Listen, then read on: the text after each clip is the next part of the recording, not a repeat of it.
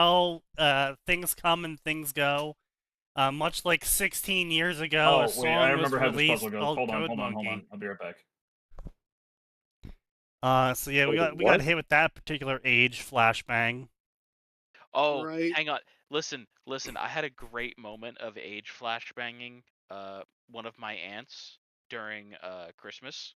Uh, So we were watching the Steelers game, right?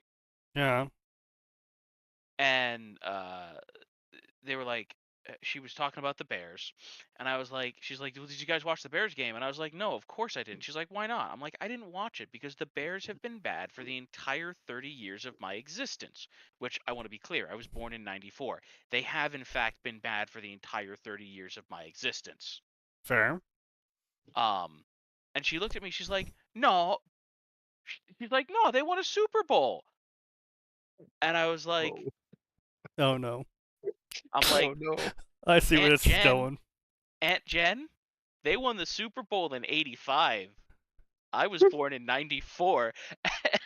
And she just, like, I watched someone realize the curse of ages real time.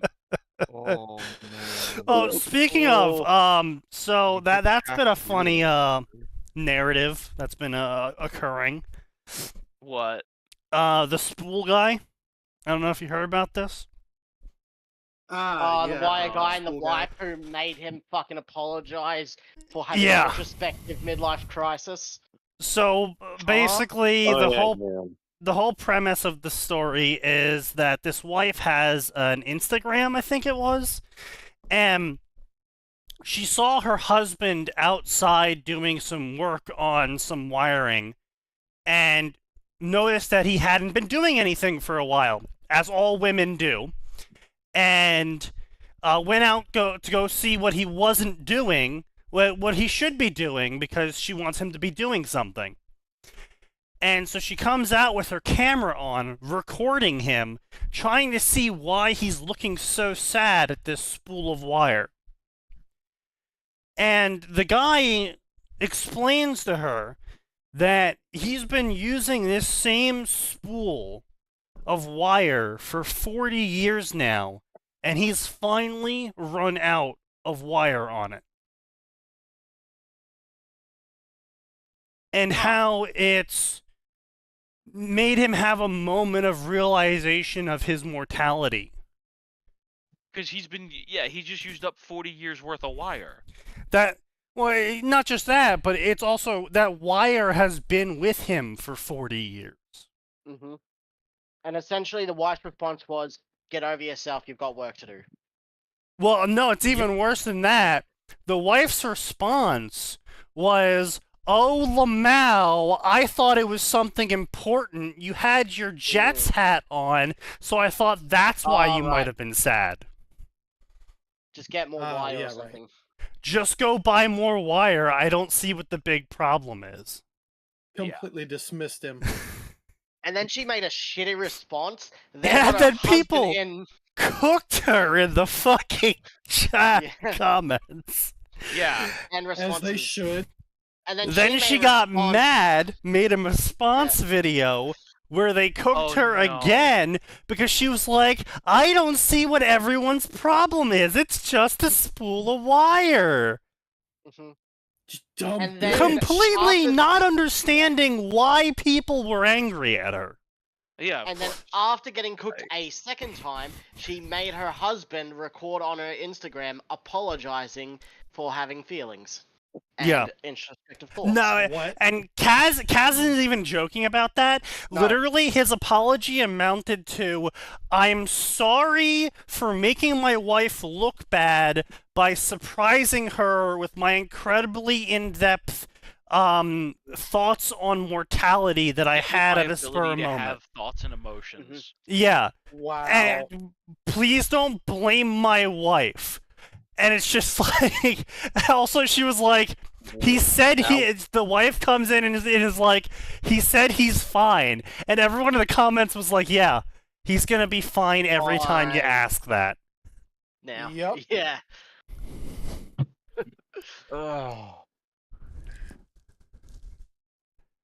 But yeah, so that was a thing that fucking happened.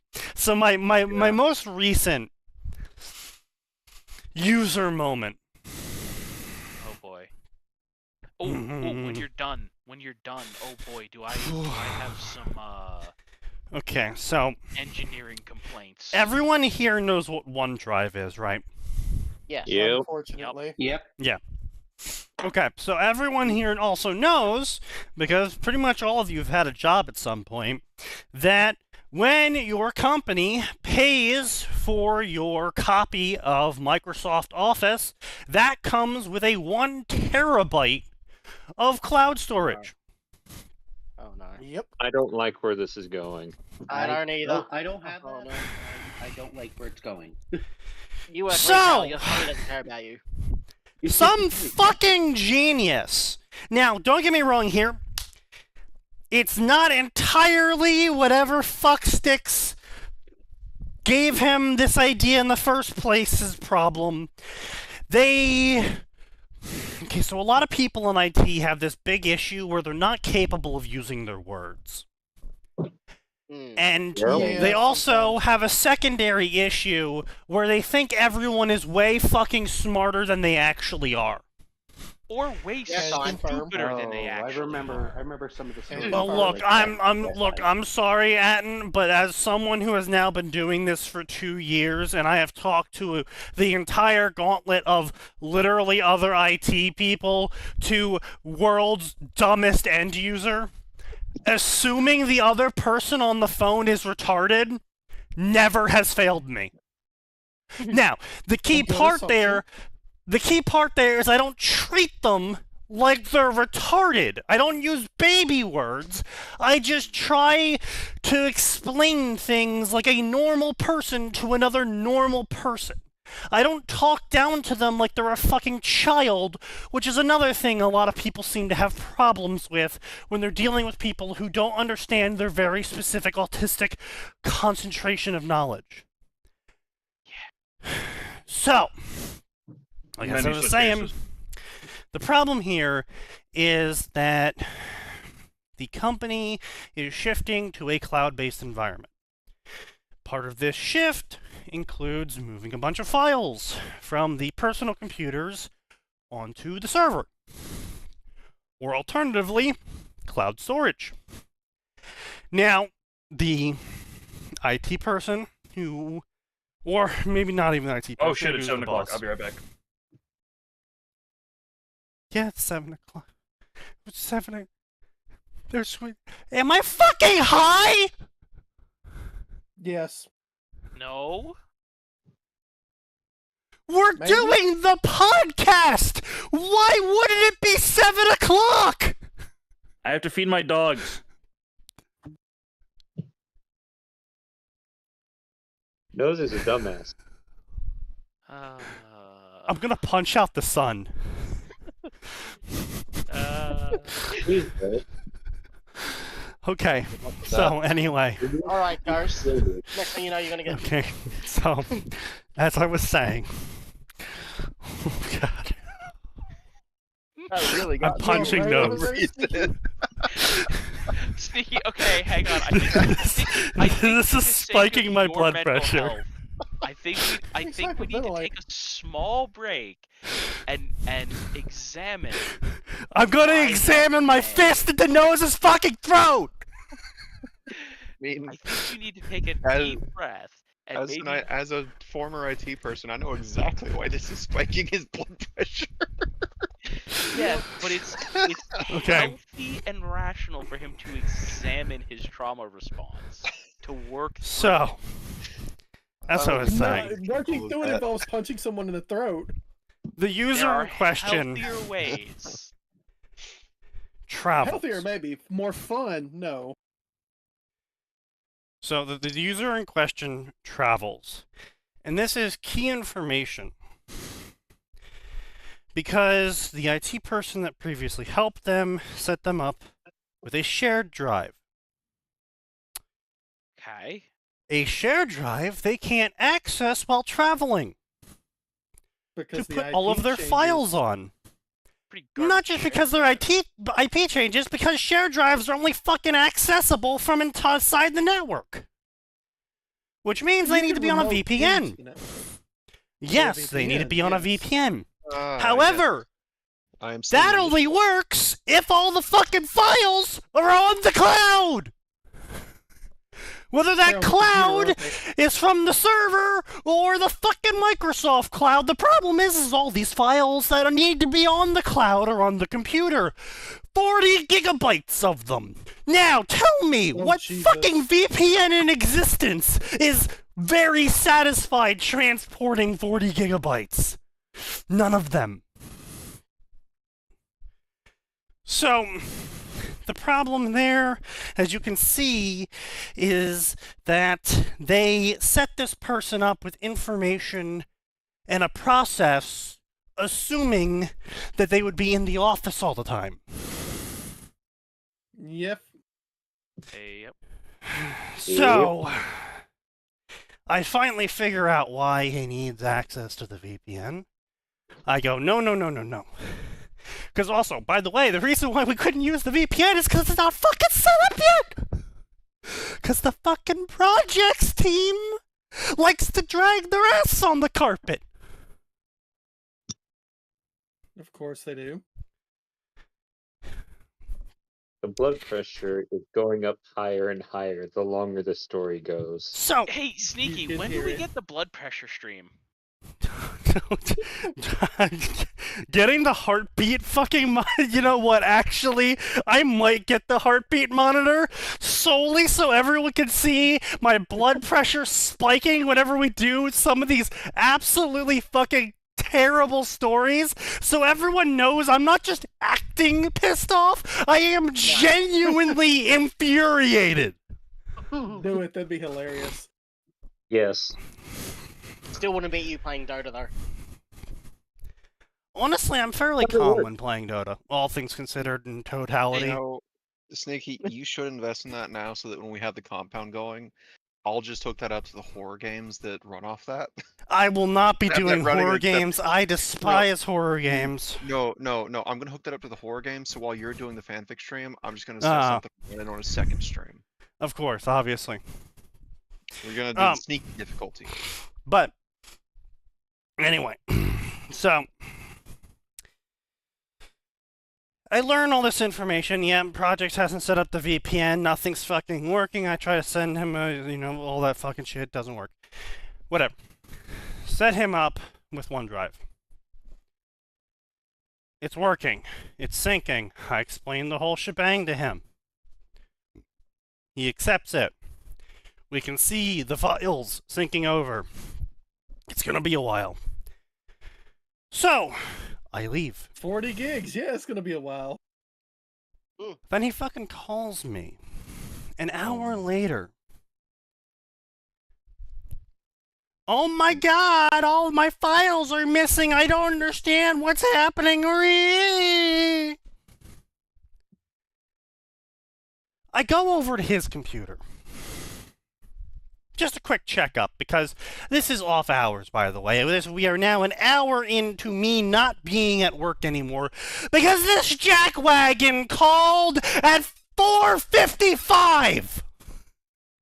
I mean, Nope. overtime? No. No, it's tomorrow Sneaky's problem. Which means Monday Sneaky's problem. Because, you see, what happened was when I joined on his computer, was I brought OneDrive up. And OneDrive in a giant fucking box was files cannot sync as they are actively in use. Please exit files and hit try again to sync them. And I go to do that, and instead he takes control of the mouse and hits skip. So I'm like, okay, I see. Understood, sir. And I leave the computer and send him the closing task message. Since you apparently don't need my help, do not call again. I was just like, well, all right, if you are fine with not syncing those files, then it's not my problem anymore. Peace out. But I need it to work. Then you should have So- let the IT man do his fucking job. So the other thing that happened today. So I get.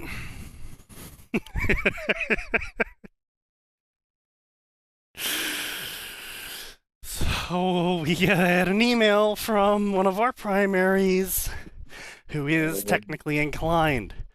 But he's the sort of person. How do I put this? If he had knowledge on how to maintain firearms, you would personally clean the firearm that he gave you before firing it, Oh. regardless of his knowledge on maintaining firearms. Oh. He's the sort of person who uses their limited knowledge as if they are a 30-year veteran doctor wielding a scalpel, okay? So, we get an email from him asking us to take a look at the email filters because they're just not getting these emails from Adobe. We sent emails to all of our Turn 'em back. employees, and we're just not getting emails for these 2 employees from Adobe to get them set up with Adobe Pro. It's clearly the email filter. The users have looked and they can't find anything. You trusted a user. Well, So, no, you didn't. That's the point. first step is contacting these users. And wouldn't you know it, they're not in our system. The system that we use to track how much money we charge a company. Mm. For Oh, user? no. That's already a bad start. So I have to go to the account manager and be like, hey, he wants us to support 2 users that aren't in our fucking system. I guess he just forgot to tell us about these employees. And the account manager's like, yeah, right. Message him. I'll message him right behind you, and I'll talk with him about it afterwards. Just handle it. I'm like, okay, cool. So I start doing that. And the first thing I do is, hey, do you have contact information for these employees? Because we don't have them in our system. He goes, no, I don't. I go, well, that's fantastic, ain't it? He's like, but you can contact this one other guy. He sits next to them. I'm like, okay, fantastic to hear. Great stuff. So I do. We have a nice little chat. I know the guy. He knows me. He likes me as an IT guy. I like him as an end user. Because, his issues are actual fucking issues. And not, I'm too retarded to put my pants on the correct direction today. Yeah, okay, yeah. So, I talk to him.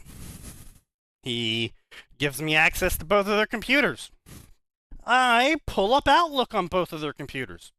I type the word Adobe into their emails. And wouldn't you know it, the only email that comes up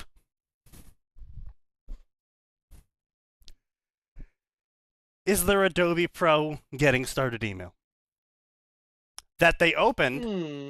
and ignored. Hmm. Hmm. So, I just left that open on both of their screens, closed the task. Fair. And then I shot an email over to the primary contact and said, hey, it wasn't your email filter.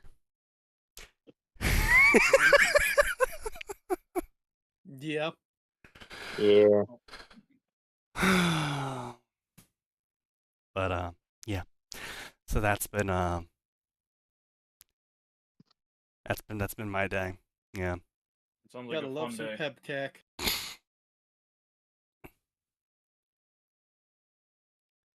I have to plug in my headset. You're gonna love Wildbow's new story. Take a look at the least. I feel like you're not being genuine there, user. Well, that is definitely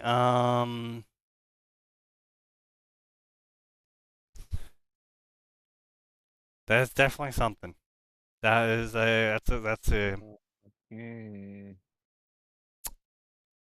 something. That is certainly something you linked, Phoenix. That is certainly something you linked. So anyway, in less blood pressure rising news, I've been doing a deep dive on Horizon Zero Dawn as a resolution to myself to finally fucking finish a whole bunch of games I have on my hard drive. And Understandable. various people in this chat are aware of my current state of opinion on Horizon Zero Dawn. Yes. Yes. Because I've been sharing it with them. Skip the story, but pretty good gameplay, right? Pretty much. Yeah. I mean, the story's not bad. And all, I'm not sure. Some of the stuff he sent me was like, I don't remember that in the game, and I'm starting to wonder if the remaster may have made some story changes, as Last of Us made some story changes in their remaster. Is this the Oh, first boy. one or the second one? The first one. Zero Dawn First one. is the first one. Yeah. And Number I two think hasn't the gone to first one was remaster alright. yet. Number two hasn't gone to remaster yet, but it probably will. They probably will soon, yeah. I mean, the first there's one was basically Assassin's Creed gameplay with dinosaur robots. not really. No. It was it was I mean Assassin's Creed Origin. Assassinating. Yeah, that's okay. Hiding in bushes is not Assassin's Creed gameplay. That's just general it's stealth just gameplay, it's you Ubisoft uncultured General Swap. swine. It's Ubisoft General Swap. Oh God, I hate you both. What? I'm sorry, I was just. Yeah. So anyway, ignoring them. So basically, the issue I've been having with Horizon Zero Dawn is the mechanics are very fun. I really enjoy weak points being brought into the modern era in a very nicely done manner that isn't ridiculous. Like, Zelda style of shoot the glowing orange circle for maximum damage. Shit. Yeah. Like it. I mean, to be It's- fair, that's just Nintendo being bad. Like they started. No, it's glowing for orange- children. I'm aware. But it's still, it's very annoying. Because I mean, they did the same shit in Dead Space, where it was just like shoot the glowing orange sack for maximum damage. Also, you have to, and if you don't do it, you die. It's like, okay, wow, that's very fun and riveting gameplay. I really enjoy Zero Dawn's inclusion of the machines and how they made the machines. Like it is actually crazy because although the machines all have armor, and this armor can be broken off if you're using the right arrow or weapon. There is sparker components on some machines, Tesla coils effectively, that are, sticking out. And you can shoot them off for bonus damage, yes, but if you use an electricity arrow, you can overload them and set them off into a really high damaging explosion, which destroys the component. But if, you're fighting something really fucking tough, you're probably not trying to harvest components off of it. You're probably trying to fucking kill it. So You're probably just trying to survive after. And a now that's positive the key health part throw. there, right? Is I really like the system they have because it's modular. So the system that teaches you how to do it is you're doing it on the fucking deer machine, right? And initially you use that to kill them, and you're like, okay, now I know how to kill them. Now I can start harvesting parts from them once I've leveled up. So it goes from the method to kill these lower level guys to the method to harvest parts from the lower level guys.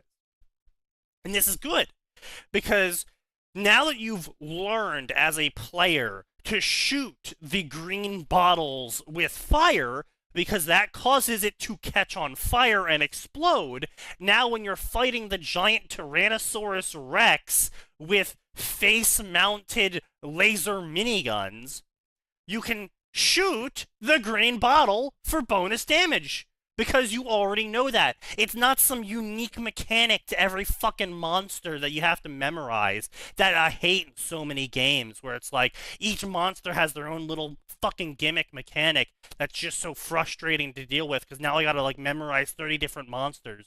But no, in this game, it's the same gimmick spread across all of the monsters in various fashions.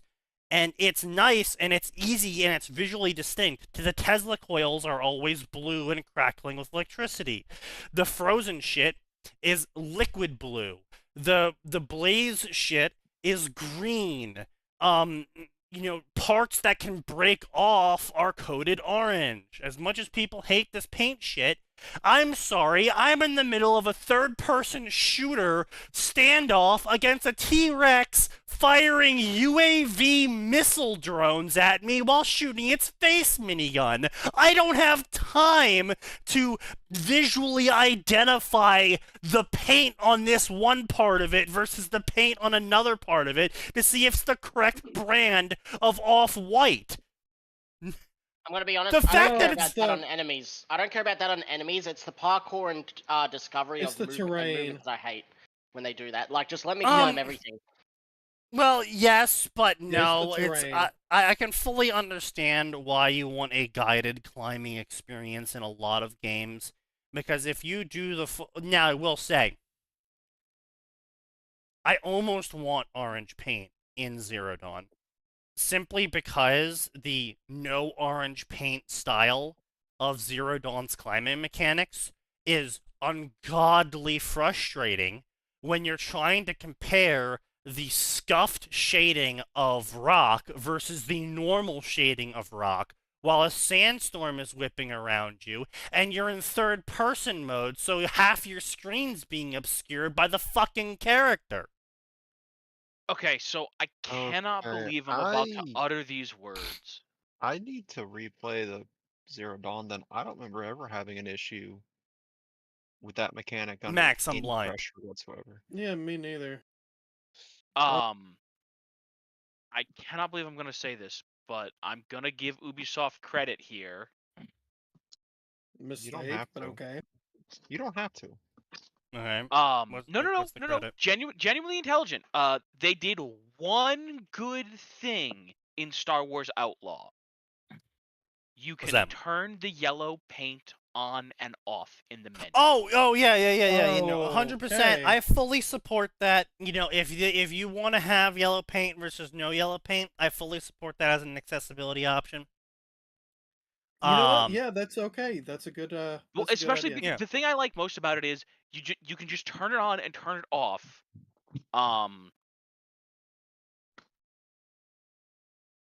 So yeah, it's great because like if you're really struggling with a puzzle and you don't know where to go, turn it on. Otherwise, I can just leave it off. But yeah, no, it's like there's been multiple times because I've been doing all the collectibles and everything. But there's been multiple times in Zero Dawn where I've stared at a cliffside for fucking at least 30 to 45 minutes. Like I've gone through, and I know this because I go through multiple YouTube videos staring at this fucking cliffside, having tracked like half of the puzzle, but I can't find where I fucking started. And I see. eventually, it's like I get really close, and underneath the leaf of this tree, there was the start position, which I wouldn't have known unless I hadn't looked up a guide that's like, look for this one fucking tree that looks like this. It's like, oh, okay, right there. Great. Like, I would say I have to do that like 20% of the time. Like, it's not an overwhelming majority of the collectibles I've had to do that for, but I've had to do it for a number of them. And it's quite frustrating. Because at the same time, they do use the orange paint. They just do it with orange metal, and a lot of the anytime you are climbing in the metal sections, the climbable metal is painted orange, and not in a sloppy way, in a manufactured way. Oh, that's So nice. Yeah, so it's not like some of the other games where it's like it looks like someone painted the metal orange to indicate you can climb here.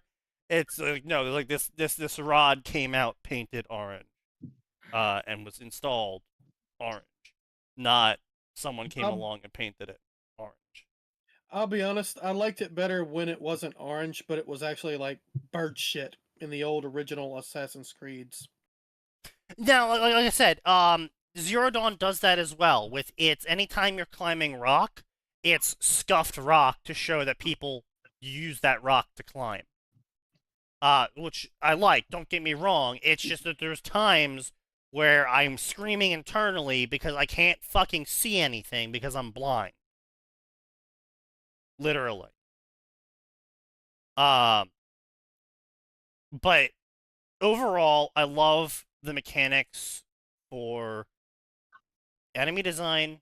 Unless it's humans. I fucking hate the human enemy design in this game. It is beyond frustrating. I cannot tell visually what arrow I should be using on them.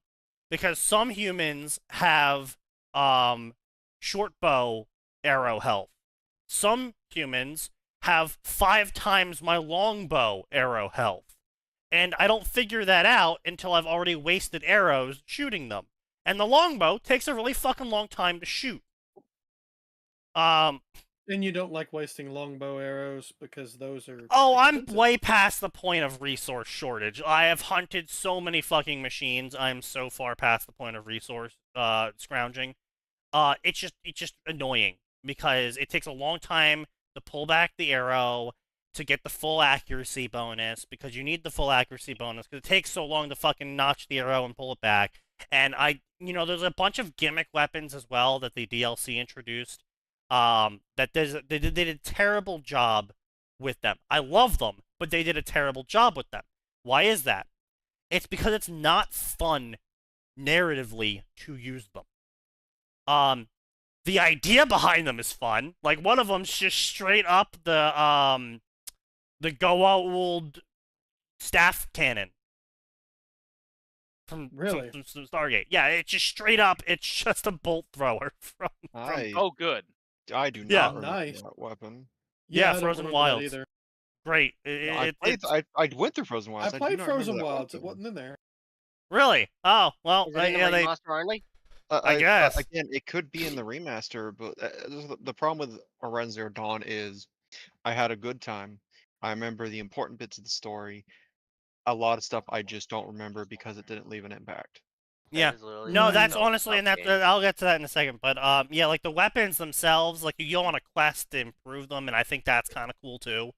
But it's just they. I wish game devs would stop doing this, where they feel the need to balance a weapon's power, because like the flamethrower you get is really good at setting enemies on fire, and because you don't have to set up a trap beforehand, it doesn't have that prep time to it. Same thing for the ice thrower, and same thing for the staff cannon. They include this really stupid fucking wind-up time to these weapons, though, where like Aloy has to like get into position, and then the weapon charges up, and then it fires. Wait, what game are you talking about?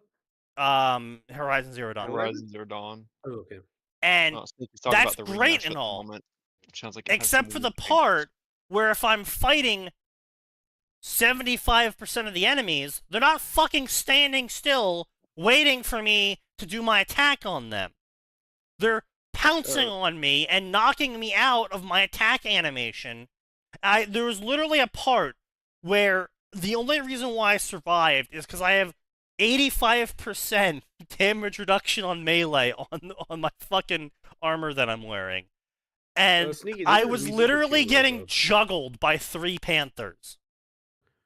Yeah, Like- so those weapons are specifically meant to be used against enemies you've already stunned. You're supposed to stun them, get them on the ground where they can't do anything, then swap over and use them, then swap back. You're not supposed to That's just boring. spam them.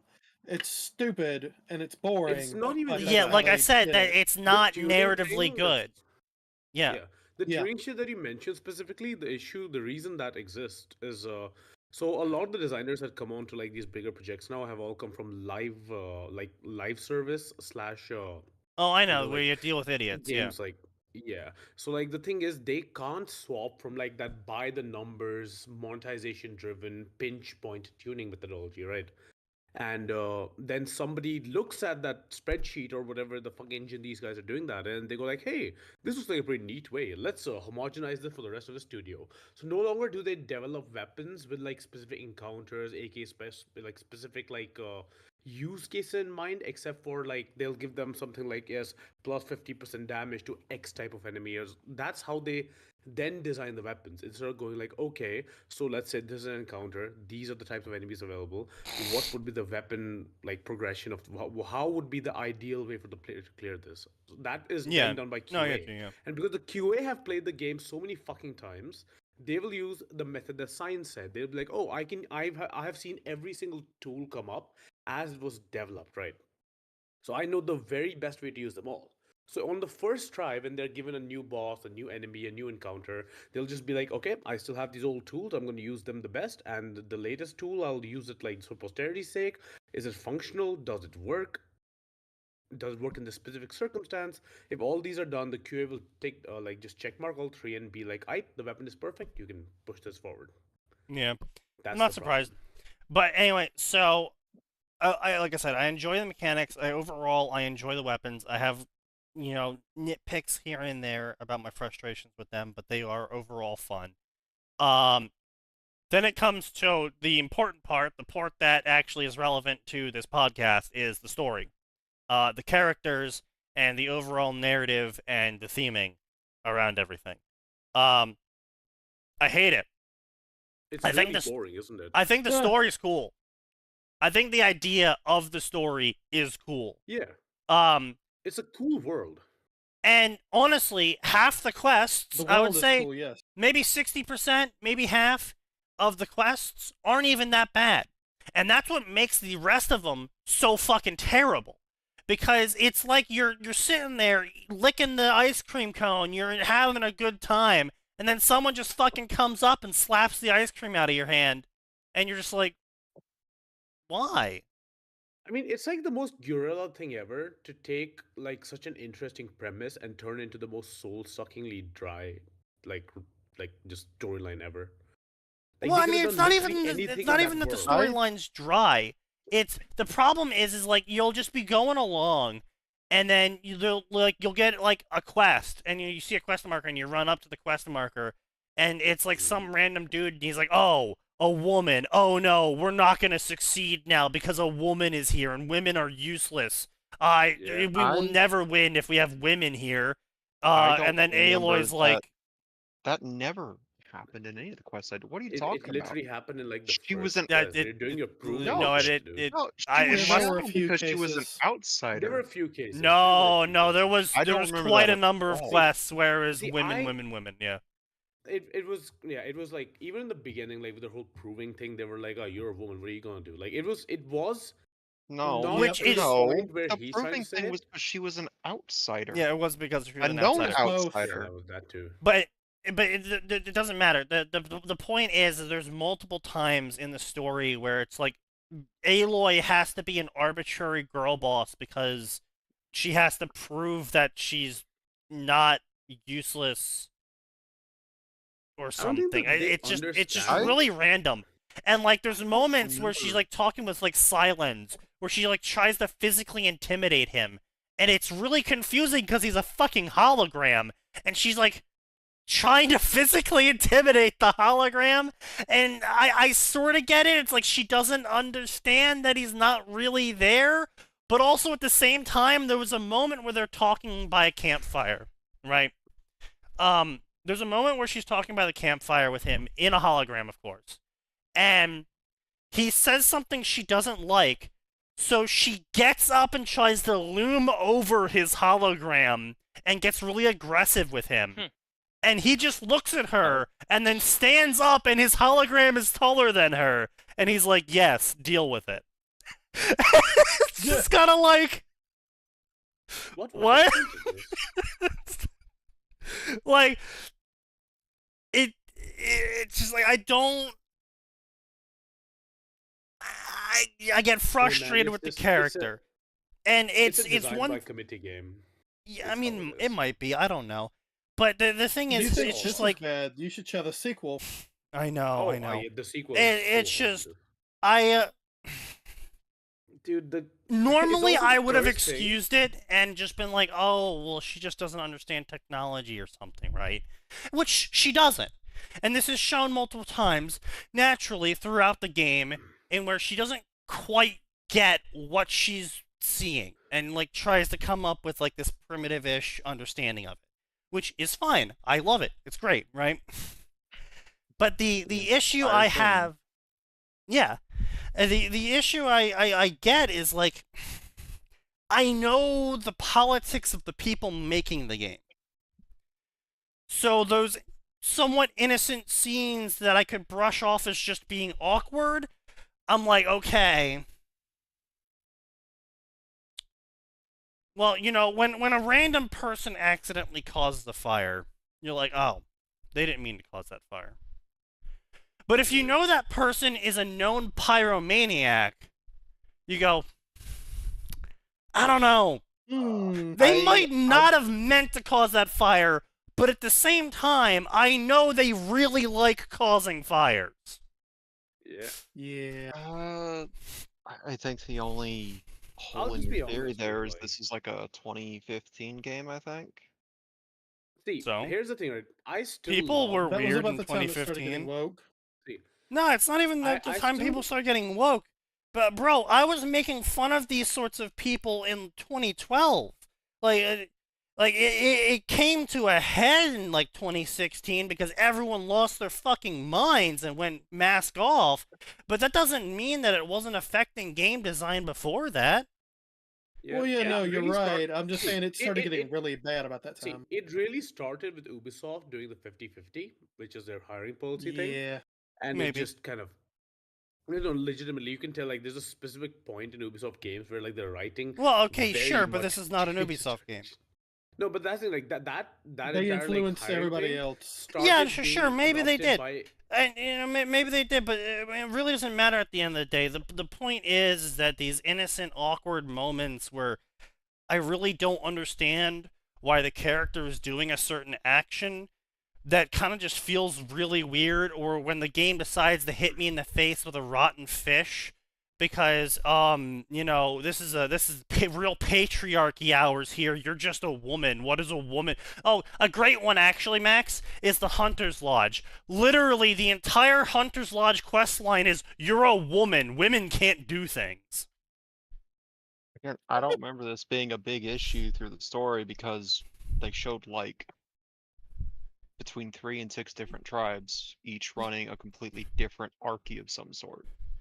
Like the tribe Aloy's in, they're matriarchal. Well, yeah, I know. That's what I'm saying, which is why it fucking baffles me that Aloy has this like overwhelming need to be a girl boss at times, because it's like the culture she's in is pro her being a hunter and her doing her own thing and being strong and powerful. The only thing they hated was that she was an outsider. Cause, like, yeah, but she was still raised in the culture. She was. To the reluctance of 90% of the tribe, but still. Listen, well, yeah, but it's like again, I didn't view it as a problem. You know what? No, I know that's why I didn't view it as a problem, because we saw like 3 or 4 different hierarchical structures throughout. Oh yeah, no, I'm not viewing it as a problem. I'm not like, oh man, this game's woke because matriarchy and shit. I'm just saying it's like the way they narratively introduced these things to the player was like a rotten fish being slapped in my face. Because I'm having a fun time, I'm doing some quests, I'm talking to some cool characters, some of them are quirky, some of them are lazy, some of them are weird, whatever, I'm having a good time, and it's just like, boom, rotten fish, and you're like, what the fuck is going on right now? And then Aloy, like, gains twice her height, voids out, it's like, me, girl boss, me show you, it's like, huh? Like, you were doing great up until now, what the fuck's going on? Like, I don't understand what the hell's happening here. Like, I'll be honest. If they just like removed half the storyline and just like made the world a bit more explorable, that game would be incredible. the world's massively explorable. I I don't know what mean, to talk about. I mean, compared to like okay, like I said, the thing I is, don't remember compared having to see Look, to a much of game stuff. that literally launched with. I didn't What go it- out of my way to do all the side content as Oh, part of it. I'm doing a 100% run. I'm sure. Like I don't remember the main. Yeah, no, what it story quest feels like, having Max. problem. No, it was very little in the main quest. Yeah. Okay, that's what it was. Because I probably skipped half the side quests. Oh yeah, Just no, I've done that. just unintentionally. See, either way, like we should be praying for more Horizon games because every time a Horizon game comes out, something far fucking better comes out on almost the same day. True. You know, I always appreciate No, that. something genre defining. Actually, I respect the moxie it takes to be like, no, we will release the same week as this other thing. But man, you're stupid. We're gonna release the same week as Breath of the Wild. Are you sure you want to do that? Yeah, Sure Are you you wanna sure do you want to That do was a that? mistake. the second Yeah. one is better. Yes, what are we competing with? This little indie game called Elden Ring. Yeah, we're gonna No, release yeah. the same God, I time as forgot Elden about Ring. that. Yeah. Yeah, It's like just every like time this game launches, it launches with like a fucking genre-defining open that's world game. honestly So the we should craziest be hoping True. more of them comes out. the craziest part is I really think Horizon Zero Dawn would have gotten better coverage if they had just Oh, delayed absolutely, 100%. for, No, like, like I 2 said, months. there's so much about the game that's great, which is why it's just such an abrupt like slap in the face. Because what it is, it 110% feels like a different writer was in charge of that quest. Mhm. Yes. It could have been because probably was, like, we 'cause it's we know quest-based. that. Well, it's not just that Naughty Dog or not Naughty. It wasn't Guerrilla. Naughty Dog, was it? It wasn't It Naughty was Dog. Guerrilla. Games. Sorry, Guerrilla. Games, yeah. Guerrilla, I know has multiple writers on staff. Yeah. no, Like that's kinda always how been a you- thing with Right, them. but here's the in thing any though, when RPG you make, right, you yeah, I have know to have obviously you have multiple multiple designers. writers, but I think a very important key thing for writing is to have an overarching structure to everything, to have the characters acting consistently. There's a lot of recent games that came out that had open world side quest structures, and I've complained about this to you before, Max. I forget which game it was about, but like the main character during the main quest would have a completely different personality than the main character during the side quests, because Oh, all of the yeah. quests were being written in parallel and no one was paying attention to how the character was being characterized in anyone else's quests. So it was just like Ugh. all over the fucking place See, when it came to how the character yeah. reacted to things. There's again I don't a remember reason which to game, that, but yeah, you especially did. like with this one, you know, the slap in the face kind of like side quest you're talking about. Yeah. I'm 90% sure this is how it went down, right? So let's say like we have like a lead content designer, we have like 6 content below them, right? Now most DEI fucks generally come into content design because they have literally no fucking knowledge of what game design is. They generally Fair. move to game design later on once they have preyed enough on the content side and realize there's no upward mobility here, right? So True. let's say like 5 content designers are given 1 quest to write each, right? Now 4 of them write very congruent quests that make sense, fit with the lore, fit with the characterization, fit with everything, right?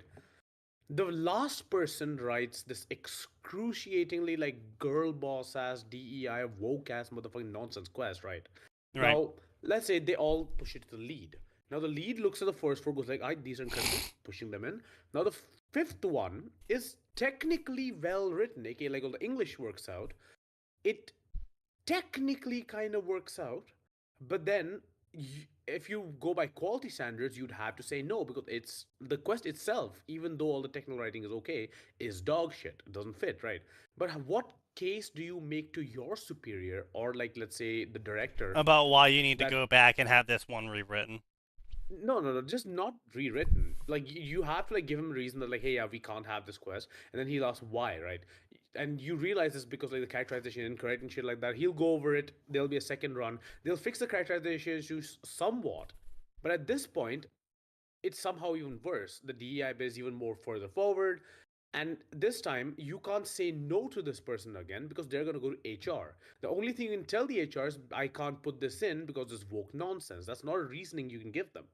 right? Yeah. And on the other hand, if this person goes to the PM and goes like, "Oh, this is for inclusivity," right? The PM will then come down to the director and be like, "We can't not have this story. Sorry." So the lead will just be like, "I'm not going to deal with all the headache. I'll just approve this. Just get this into the game. Get this to Yeah. localization, and we're done." It's Yeah, just that- easier that way. Yeah, that's the final thing I wanted to bitch about real quick for the game is that it's just like, so these tribes are supposed to be more or less isolated, very little crossover. You know, like the Karja were at war with literally everyone for a long time.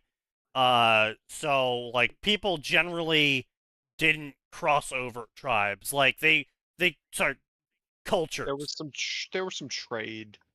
but There was culturally, trade, don't but remember I being mean in much. terms of multiculturalism going on, right? I don't remember much of that happened. Like there was a lot of like, Mhm. oh, you're from that tribe up in the mountain. You guys are weird. Yeah, How'd you so get down- here's the how'd you thing, get down right? here? So you had the Osram, who were German. They were German. Mhm. They were just German. Like I'm sorry, they're blatantly German. I mean, dude, it's perfectly. It's Guerrilla. They wrote the Hellgast. They can write Germans. It's true. They have the Banach or whatever the fuck they were called, and who are just blatantly the Vikings. Banana boys. You have the Karja, who are clearly, you know, Roman Empire-esque, Egypt-esque, right? And you have the Nora, who are supposed to be these fucking, you know, Native American archetypes. You know, sacred lands and, you know, the spirits and blah, blah, blah, right? My issue is there's an extreme amount of racial diversity in these tribes. These isolated tribes who have only bred inside the tribe for hundreds of years are somehow still distinctly, you have the Nora who are like 100 people strong, and you have like half of them are black, half of them are East Asian, and you got like 10 white people over here. And it's like, how the fuck is that a thing? How are you guys, who have never left the Sacred Lands, How are you known not beige yet? for not leaving the Sacred Lands? Not a single ethnicity. Also, all the tribe leaders are Native American. And it's just like, why couldn't everyone just be Native American? Why do we have a bunch of very diverse skin tones in a tribe that has not left the area they have settled for hundreds of years? They could explain it by saying it's social stratums, like people in like the top, like that kind of people don't marry this kind of people. Sure, so you that's a could say that, except it surprisingly doesn't Indian thing, work when they actually. try and girl boss it up, and it's like, oh, Yeah, you see, know, that's the the problem, war right? chief is It's- black, and the head, traitor is it goes black, against their and own methodology. Yeah. yeah, and it's just Yeah, like, well, One thing is they okay, could have done that, but they won't.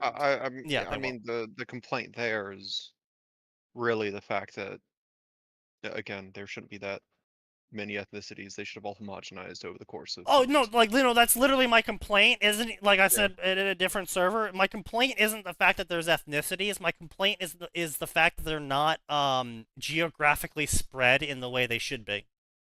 That is because, true, like- they are Well, all in they're weird not as fucking places. geographically spread because they were all spit out by cloning fats. Yeah, I'm aware, but at the same time, though, they still had at least like 100-some years. So that's like 6 generations of breeding together. They should have That- migrated, yes. One generation, a single generation of cross genetics is enough to radically change the skin tone of people. Yeah. One Yes. generation. 6 generations should have seen a majority of the tribes looking similar to each other, But they regardless can't of their origin. do that. But no, but that's what I'm can't saying. do They that, could it have would done be that, but anti-diversity. no, but they could have Like, done they that. could've- Yeah, they could have done Like, that. I don't They know could've also why- explained it in a way. Like, the Nora should have just been all Native American, and then it would have been like, oh, you are outsider, white girl. It's like, all right, yeah, all right, I'm fine with this. Like, that makes sense. Yeah, Like, that makes okay, sense. this tribe is Yeah, it Native would've American made XPs. sense. But But they're making But they not. can't do that because it's anti-woke. Well, no, but Yeah. that's what I'm saying, though. Is It's it's too just, much okay. like reality. What? No, that's what I'm saying, though. It's like they could have just had the Nora been Native American, the Karja were, Northern African. The Osram were the Caucasians. Like you. What you're saying makes too much sense. Now, Yeah, I'll tell I you know, why. my bad. I Yep. tell you why. There's 90% chance this happened because some DEI consultant that they got outsourced basically came in and said that we should have this many headcount of this many people per tribe, and everybody else was like, Yep. "Sure, dude, let's get a DEI score. Let's get I- a Yeah, I but don't- it's just I'm like, still not sure about that. Like the game would have been worked on 2015. That's but still it's just as like, far as that particular job. That's a little too early for that. no, but 2014 was 2015 game. was the height of Listen. giving out money No, for yeah, DEI. 2014 was you're Gamergate, underestimating Max. so much. Like, Yeah, no, like that's legitimately, you're underestimating this so much. There's literally people in our fucking office, in the fucking USA branch, who have been DI consultants as like their major job since 2012. yeah, that's what I Yep, was Like, gonna go to say. their Yeah. Sounds LinkedIn, right. they have Like, been working as Gamergate DI happened consultants for a long. reason. Yes. Like that, Um, these bitches I insidious. mean, They've yeah, been there for a because long time. journalists got butt hurt. Yeah. Right, but it revealed a Well, whole they were all industry. working with her. Yeah. Well, no, they There was were a bunch of they, collusion. they were conjugating. Yeah. But no, it's just really just kind of nothing throws me off more than doing the Frozen Wilds DLC and a bunch of Vikings run up to me and two of them are black and I'm kind of just like, The blight. in the far north? Mm. Really? Black Vikings. Okay. Well, that's all right. But then to compound this, right? They didn't even double down, right? It's just the randomly spawned grunts. They're like the random people that don't really matter that get made black. Like all of the important named characters that have actual like hierarchical jobs in the tribe, none of them are diverse. So it's just like, yeah. What do you mean by this, Gorilla? What do you mean by this, Gorilla? What You does it know, mean? I hate agreeing in any capacity on this discussion, but I'm thinking back, and you're a little right on that. Yeah, it's just Yeah. like it's one of those moments of like you didn't you tried to dab them in, but because you didn't double down, now you're painting a whole different picture with those pigments. Truly. But Painting by numbers here. yeah, no, it's just I was not a huge fan of a lot of the writing. It was just really awkward and stilted at times and kind of like abrupt, and like a majority of it was, I'm not gonna say great, but it was certainly good. It was good enough. It's like when you find an author who writes pretty good plot and then just randomly they slap you in the face literally with their dick when they write a porn chapter just arbitrarily in the middle Oh of my their God. plot story, and you're kind of just So like, many of those.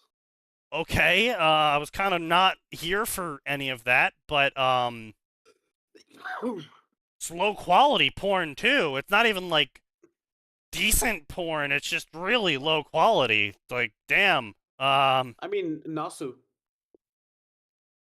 Fate Stay Night. Never forget. I don't know, man. I think the light novel. I think he always meant for there to be porn in that, so that doesn't No, really not in work. that way. Okay? Yes, he Have you did. seen the difference between him writing like normal stuff and him writing porn? Yeah, he There- puts there his was literally, fetishes like, a into fucking- it. No, there was literally like a fucking blog dedicated to like how bad his writing quality instantly gets the moment he gets to any porn scene. I wouldn't be surprised. Honestly, it's it's why we tell a fair number of authors to stop putting porn in their stories, because Yeah. they're terrible Like at writing literally, porn, and like anytime was they a write continual porn, meme it's in the really Facebook bad, group. and people like Sign. Where's You all got the something to say nerds to- fall out?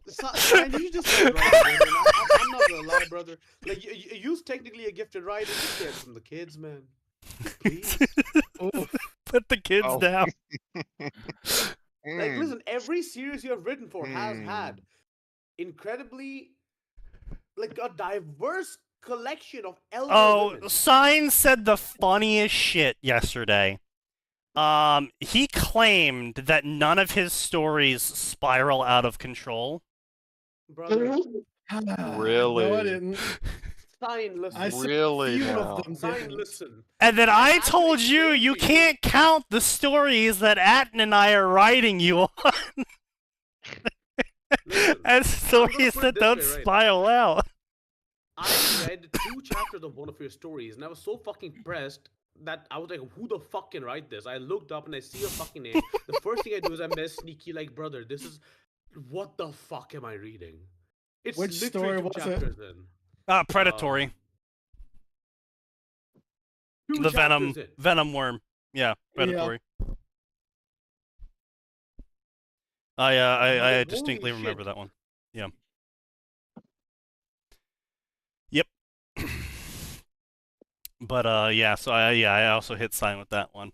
Oh, Sneaky, the 2 stories where you lashed me until I stopped spiraling them count towards the stories that I haven't spiraled out of control on. Yes. Yeah, and then the rest of the server jumped on him for the rest of his stories, because he then tried to claim that his porn story, the one where he's a prostitute, didn't spiral out of control. And What was the... Speaking of, like, so this Damn. is one where the main character is a prostitute, right? yeah, that's the JK Do DK I one. Do I dare ask the age? There's 2 of those. Yeah, high school student Of course. and less, yeah, lower, high school student and lower. Mhm. Yeah. Sign, why are you like this, man? I mean, just you know, You can say that. How you just can wants say some that with a Alabama. straight face is impressive. Your comment was too important to not catch in that comment. Oh god. Yeah, Runeus, I mean, he is on the edge. I believe the next chapter of Runeus he posts, he will spiral out. Sign will crash No. out, guaranteed, next Runeus chapter. Of course he will. It's a DXD thing. No. Sign, I really do. Bro, hope you have, are like, already, you are spinning up the drill. It is gaining speed, my dude. Sign, I just hope that You you, don't have see like the some kind of drill. like. I hope you have some kind of kill switch that deletes every single bit of evidence the day the FBI is about to find you. Like just something. Like I hope. there is No, I something. You mean, have a if the second FBI plan. is coming after him, they it won't probably matter have what he him. deletes. Mhm. You know. I hate to say this, but it's legal. Yes. It's For now. It's literary work. It is in fact legal. For now. Sneaky may have a point in the for now, but they have ruled that everything I've done is technically legal. What do you mean they've I've not ruled? broken any laws. So no, this actually did get brought to court at one point in the U.S. It was ruled Sign that stuff? yes, someone Not mine yes, specifically, not but- Sign specifically, but the stuff that Sign writes. Someone else got legally challenged. Basically, the judge ruled that while it is morally disgusting, it is not, by the definition, Illegal. obscene, and therefore, because no child was actually abused in the creation of it, it is not illegal in any state of the United States. Yes. Although I TLDR don't see that fictional holding up. characters so you can get fucked. I don't see Brother. that holding up on AO3 where they write all that fucking real person porn. Well, no, that's actually illegal because of the Three. real person aspect. It's one of the reasons why FFN cracks down pretty hard on it. Is the real person stuff can be seen as Slander. what and was libel. not slander or libel. Sexual harassment Stalking, Because- harassment, sexual because it's harassment. posted publicly. Yeah. There's several reasons I refuse to touch it with a 10-foot pole. Yeah. Like, people have Sign- tried to get me to write it before. I've told them no. I'm sure we can convince the jury to nullify on Sign. No, unfortunately, Sign has my attitude when interacting with people, which means that the only thing he's done is make a ton of enemies and a very few scant allies. Don't worry, True. as a single mother, they'll feel bad for signing these 10 commission babies. Oof. Hey, he's working on getting them out. He's making progress. God damn. Yeah, I would say, hey, I'm listen, down I to still get. very few. I was gonna verify him for that, but then I realized that I'm in the same boat right now. But yeah. Yeah. I So don't people even writing go live AO3 half of my fics where stories. Supreme Court justices and Donald Oh. Trump are sexually aggrieved on by dragons can get sued. No, not really. Yes. Yes, but no. So it takes a very specific definition of it. So effectively, it's also partially laugh test. This is me. I drew you dying in a fire. This is me laughing at you dying in the fire. That's not considered harassment unless you are linking them to it Constantly. in a manner that not even constantly. That's another thing that a lot of people don't understand about harassment is you don't need to do it more than once. It needs to be. It depends on what the thing. It sounds dumb to say this way, but it depends on what the thing is. The content of it and the manner in which you link it to them is what matters, effectively. Also, whether or not you're in person. Well, in person is obviously far more egregious, and you can get slapped with a lot more than just harassment. Usually by a person. Slapped. But in terms of the internet, you can't be slapped unless you are particularly stupid and persistent. You can't be slapped with a lot of the crimes you could if you had done the things you do on the internet in person. Yeah, truly. But if it's like going on their Facebook page and posting a highly intricate, detailed manifesto about how you are going to kill and rape their family, that would be considered actionable harassment. Yeah. Well, I would say the other thing is, right, like you've got to also for individuals like Supreme Court justices and in this case Trump, but this applies to any president. They are a public figure, and the public figure rules. The list of what you can do to a public say right, etc. about public figures is wildly different. Like, for instance, not that I'm gonna do this, but I can write as much Scarlett Johansson times Jeremy Renner real life fan fiction as I want, as long as I make it clear at the beginning that this is fan fiction and I'm not saying this actually happened. Right, yeah, that's the other thing, is that you do have to clearly if state it's that. obviously in a context where a normal person is not going to assume that it's real, right? Right. That actually happened with 30 Seconds to Mars, I think it was. Yeah, something like that. Like me posting something to fanfiction.net about, I don't know. Yeah, they do. Markiplier. Right.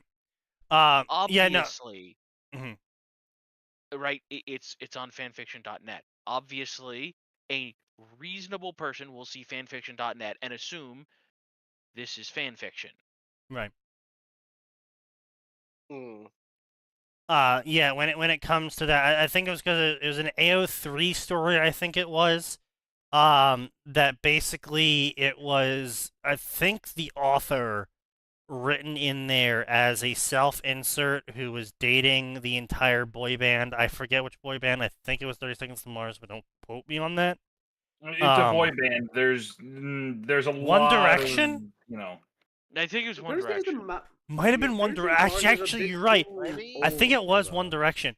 But effectively what happened is they posted this story about them dating the boys from One Direction, and it got taken out of context at some point, and then posted around as if true, and then basically, like, One Direction sent her a cease and desist because her story was causing rumors that was hurting their ability to earn a profit.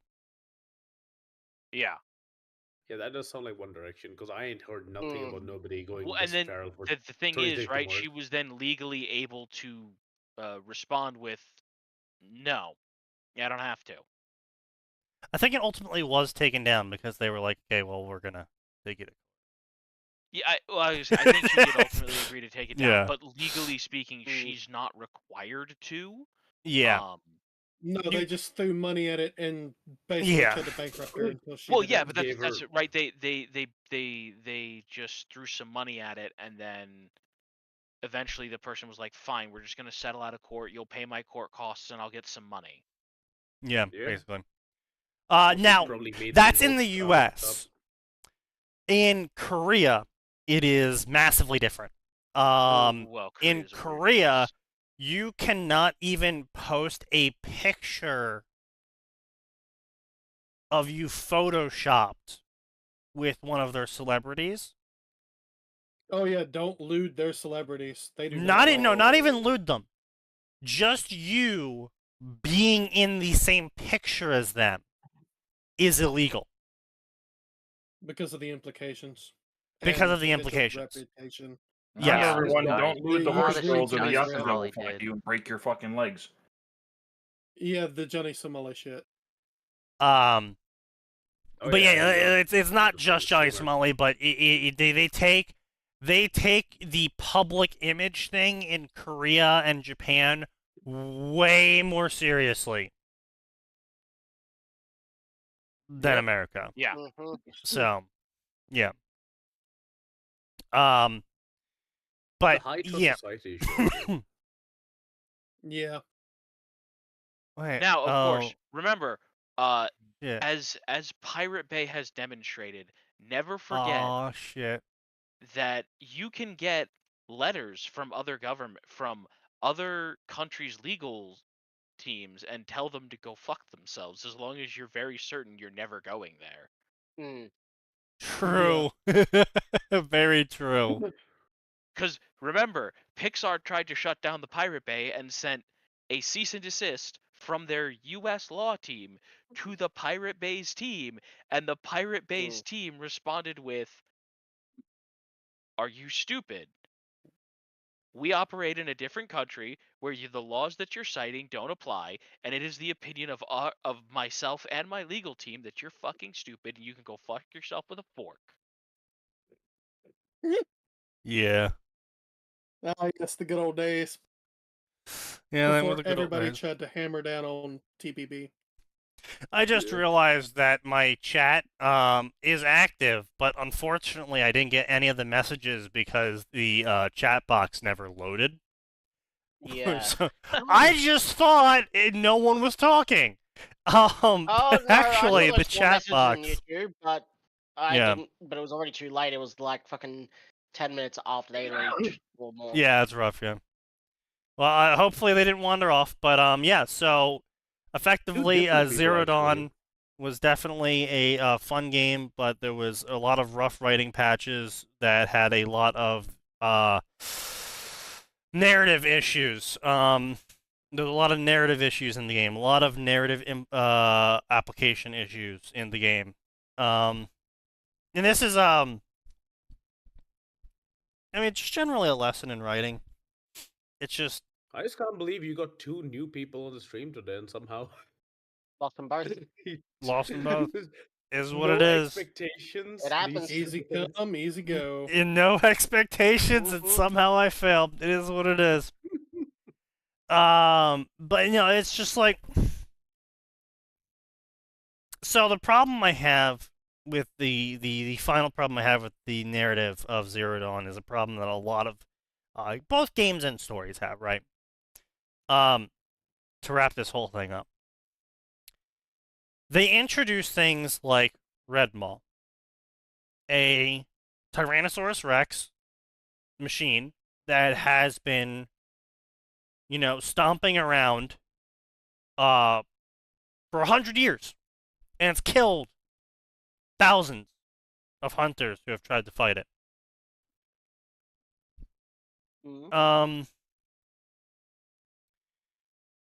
So the issue with that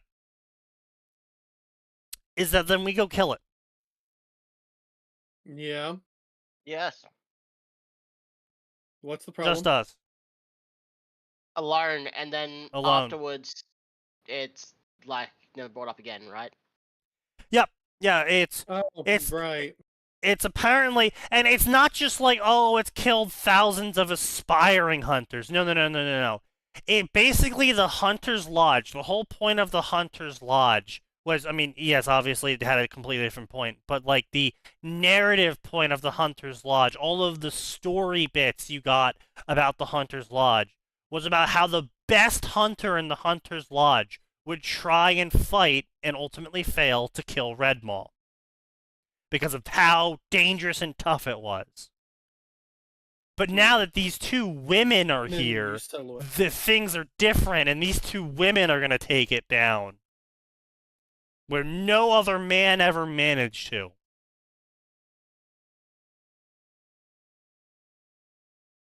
To be honest, it really was just the main character who took it down. The fucking NPC that was with you did absolutely dick all in terms of both damage or stunning it or breaking parts off. Like they did nothing. They were effectively not even a meat shield. It's just a bad Fatalis fight then. Yeah, it really was. But yeah, it was just like, it was like really a letdown. Like it didn't do anything special. I killed it as quickly as I killed any other mechanical T-Rex, because I killed like 20 of them by this point. Apparently, they're like super dangerous or something. I didn't know that. Like, I got told that in the story later on after I had killed like 10 of them. And they're like... That's an issue, Wow. like, in general, running, like, this kind of all the design. side quests makes you real cracked then. Yeah, They're it like, does. It's my first crazy! My first encounter with one was, I want to go fight that. Damn, that thing got hands. I didn't even get close.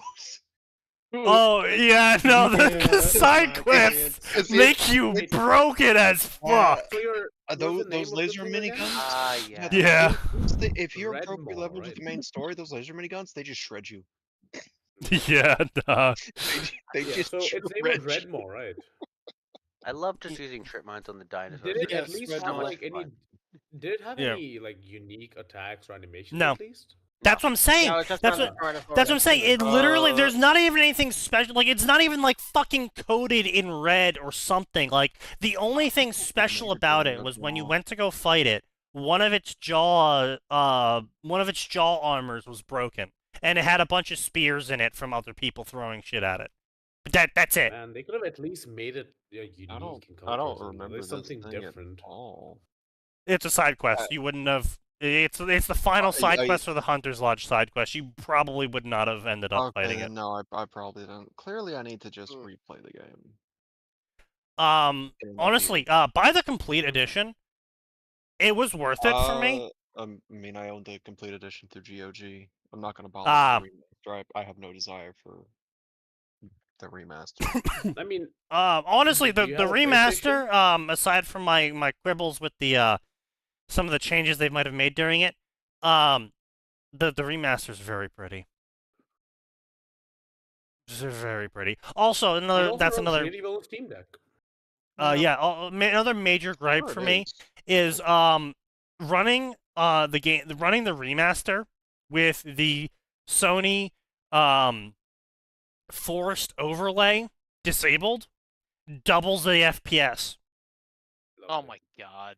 Oh, Yeah, like my game was running pretty well with it on, but like it had some stuttering. When I opened menus, it would lag hilariously, and like I was having all these little issues with it. And then, so finally, I looked it up, and someone was like, "Yeah, just put this launch code into the launcher, and it disables the Sony overlay." And the second I did that, my game loads literally instantly. Like, I don't even have a loading bar. My game loads so fast. Oh my god. Oh, That's wow. Why the is worst. there an overlay to begin with? Because they want to force the PSN online account shit onto it. Yeah. So Like, Sony's been pushing Ugh. real hard for that, and it you could be know worse. It could be Ubisoft they with their fucking Uplay shit. they No, really Sony's worse. well somehow Uplay is less intrusive. Yeah. Honestly, Sony just needs It's to also look into coded the fucking ports. terribly.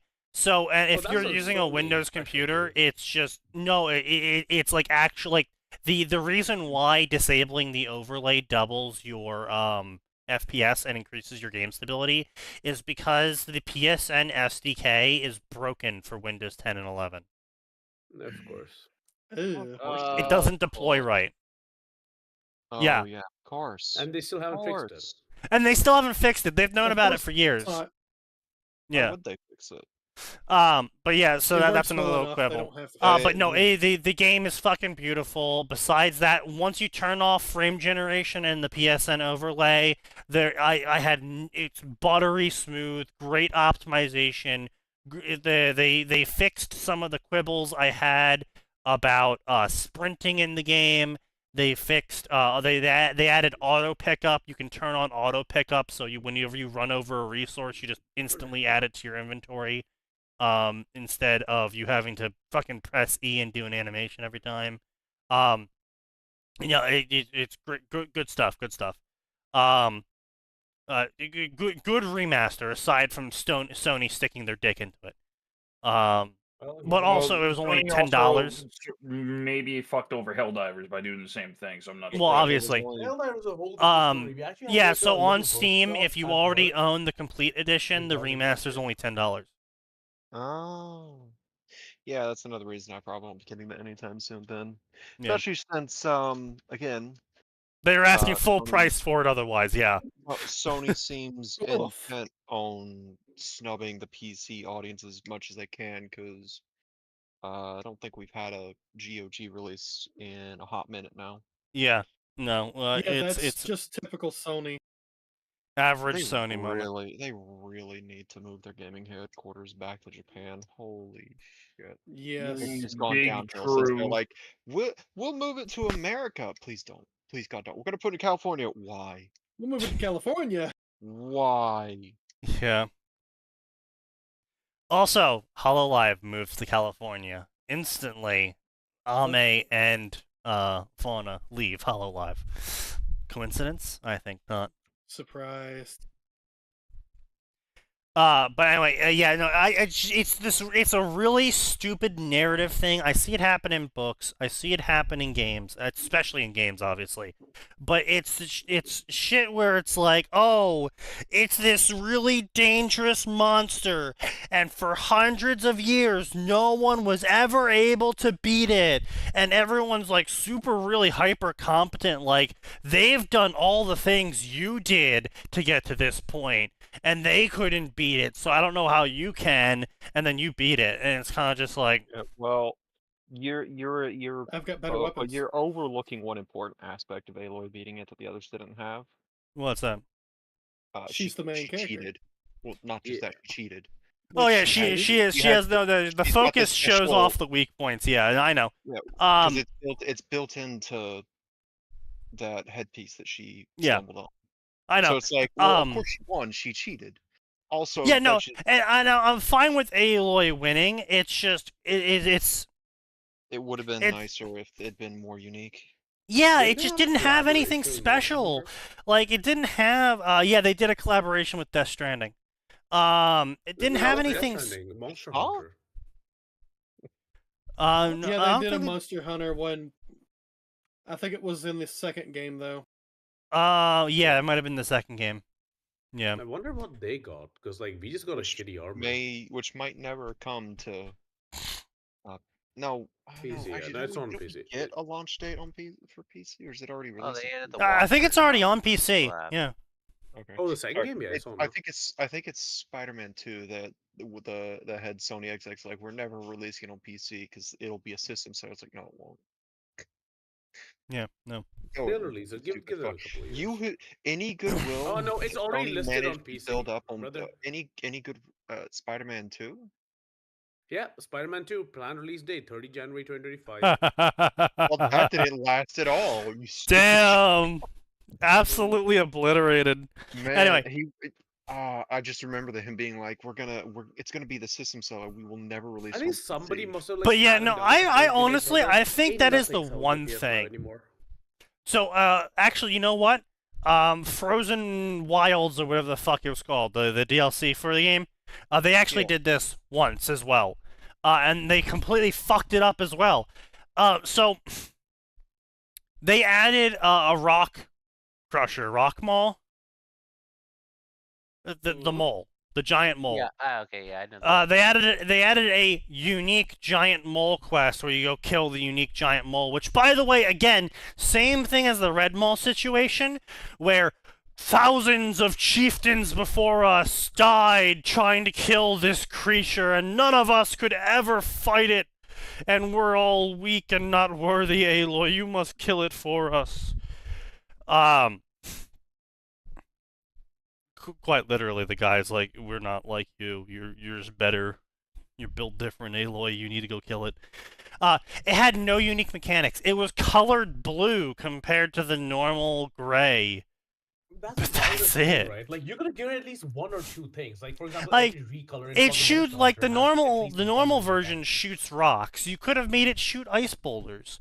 Like it's just do something if you're gonna give it a unique name and make it a fucking spectacle fight. If you are going to make a quest that is literally kill Crawl Merrick's the Invincible, give them some fucking unique mechanics. Yeah, like it doesn't even have to be Make your something like uniques very unique. big.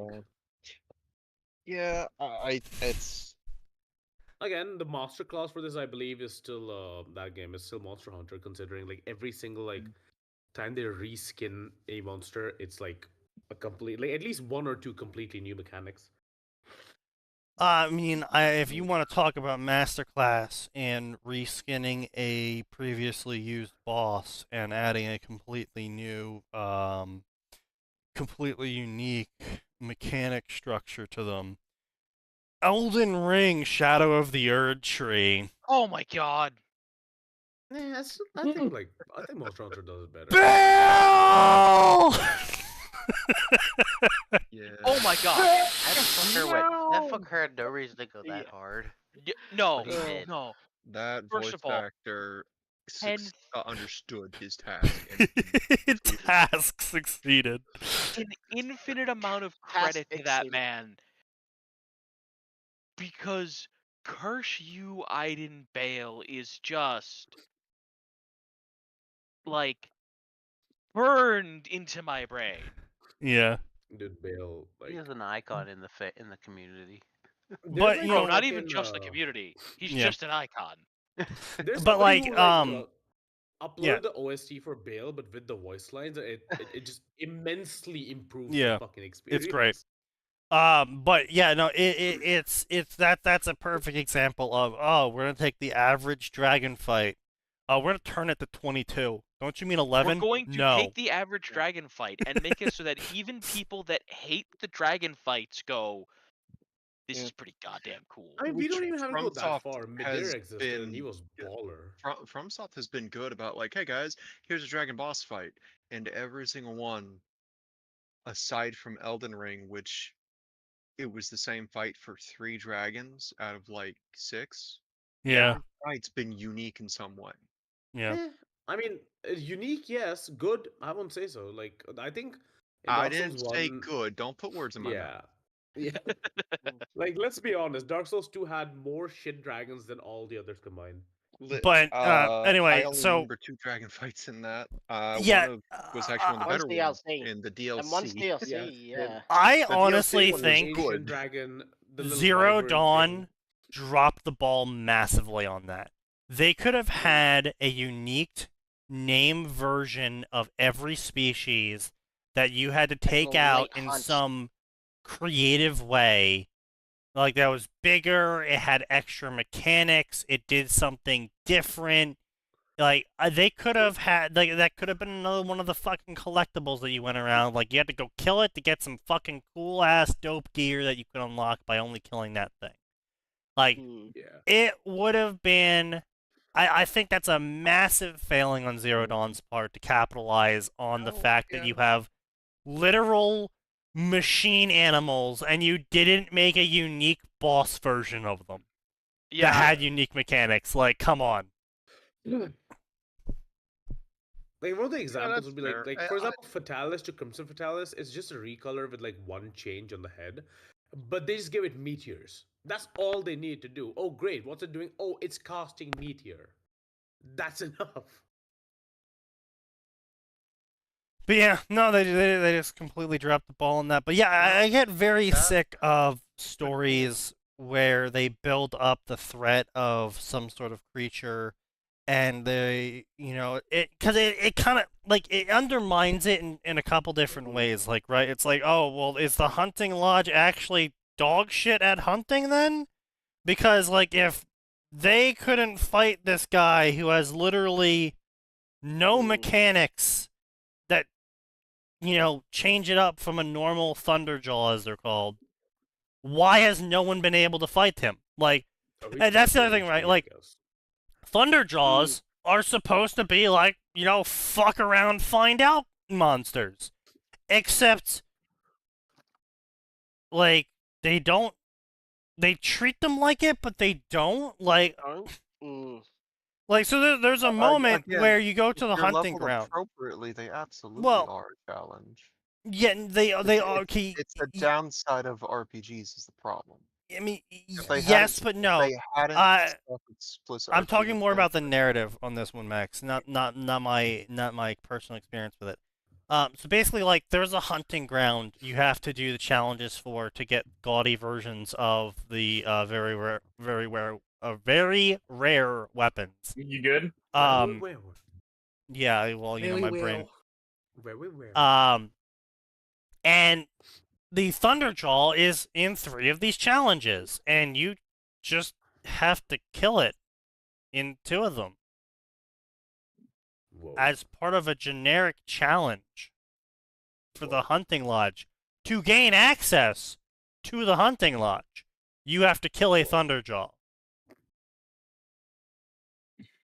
And it's like, okay, I thought these were like super deadly. It's like, alright, so killing a Thunderjaw is impressive. Except to get into the hunting lodge, you have to kill a Thunderjaw.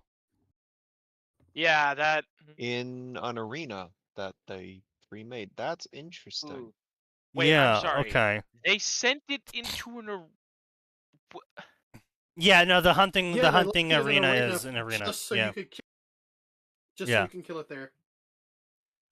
So it's kind of just like, alright, it kind of undermines it. And then in the Frozen Wilds, there's a quest where merchant sends you to go find 3 hunters who are described as incredibly incompetent hunters.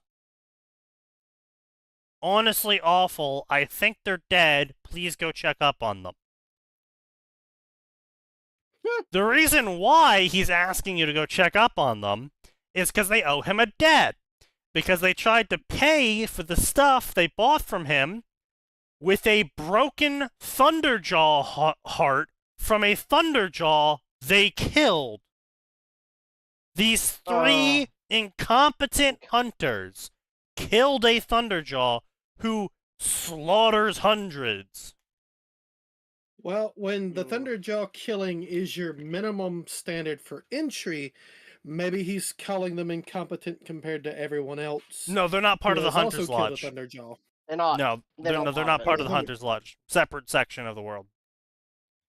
Okay, then that should at least qualify them for having his respect. No, that's a little weird. Unless that part of the world is just built different from where the Hunter's Lodge is located. Well, no, see, that's the thing, right? So that's taking place in the Frozen Wilds, where the Bannock tribe is a bunch of Vikings, and everyone in these Vikings apparently, so they did a really weird thing. It has been a minute, but weren't the Bannock like heavily implied to be like possibly the strongest in terms of just Yes. Pure military and fighting strength. Not military strength, but fighting strength. So, like, Karja I were could the ones that military. I could admittedly see like, oh yeah, these are our three most incompetent guys, and they're able to take on the Thunderjaw war against. Like, okay, I guess I could see that from this faction.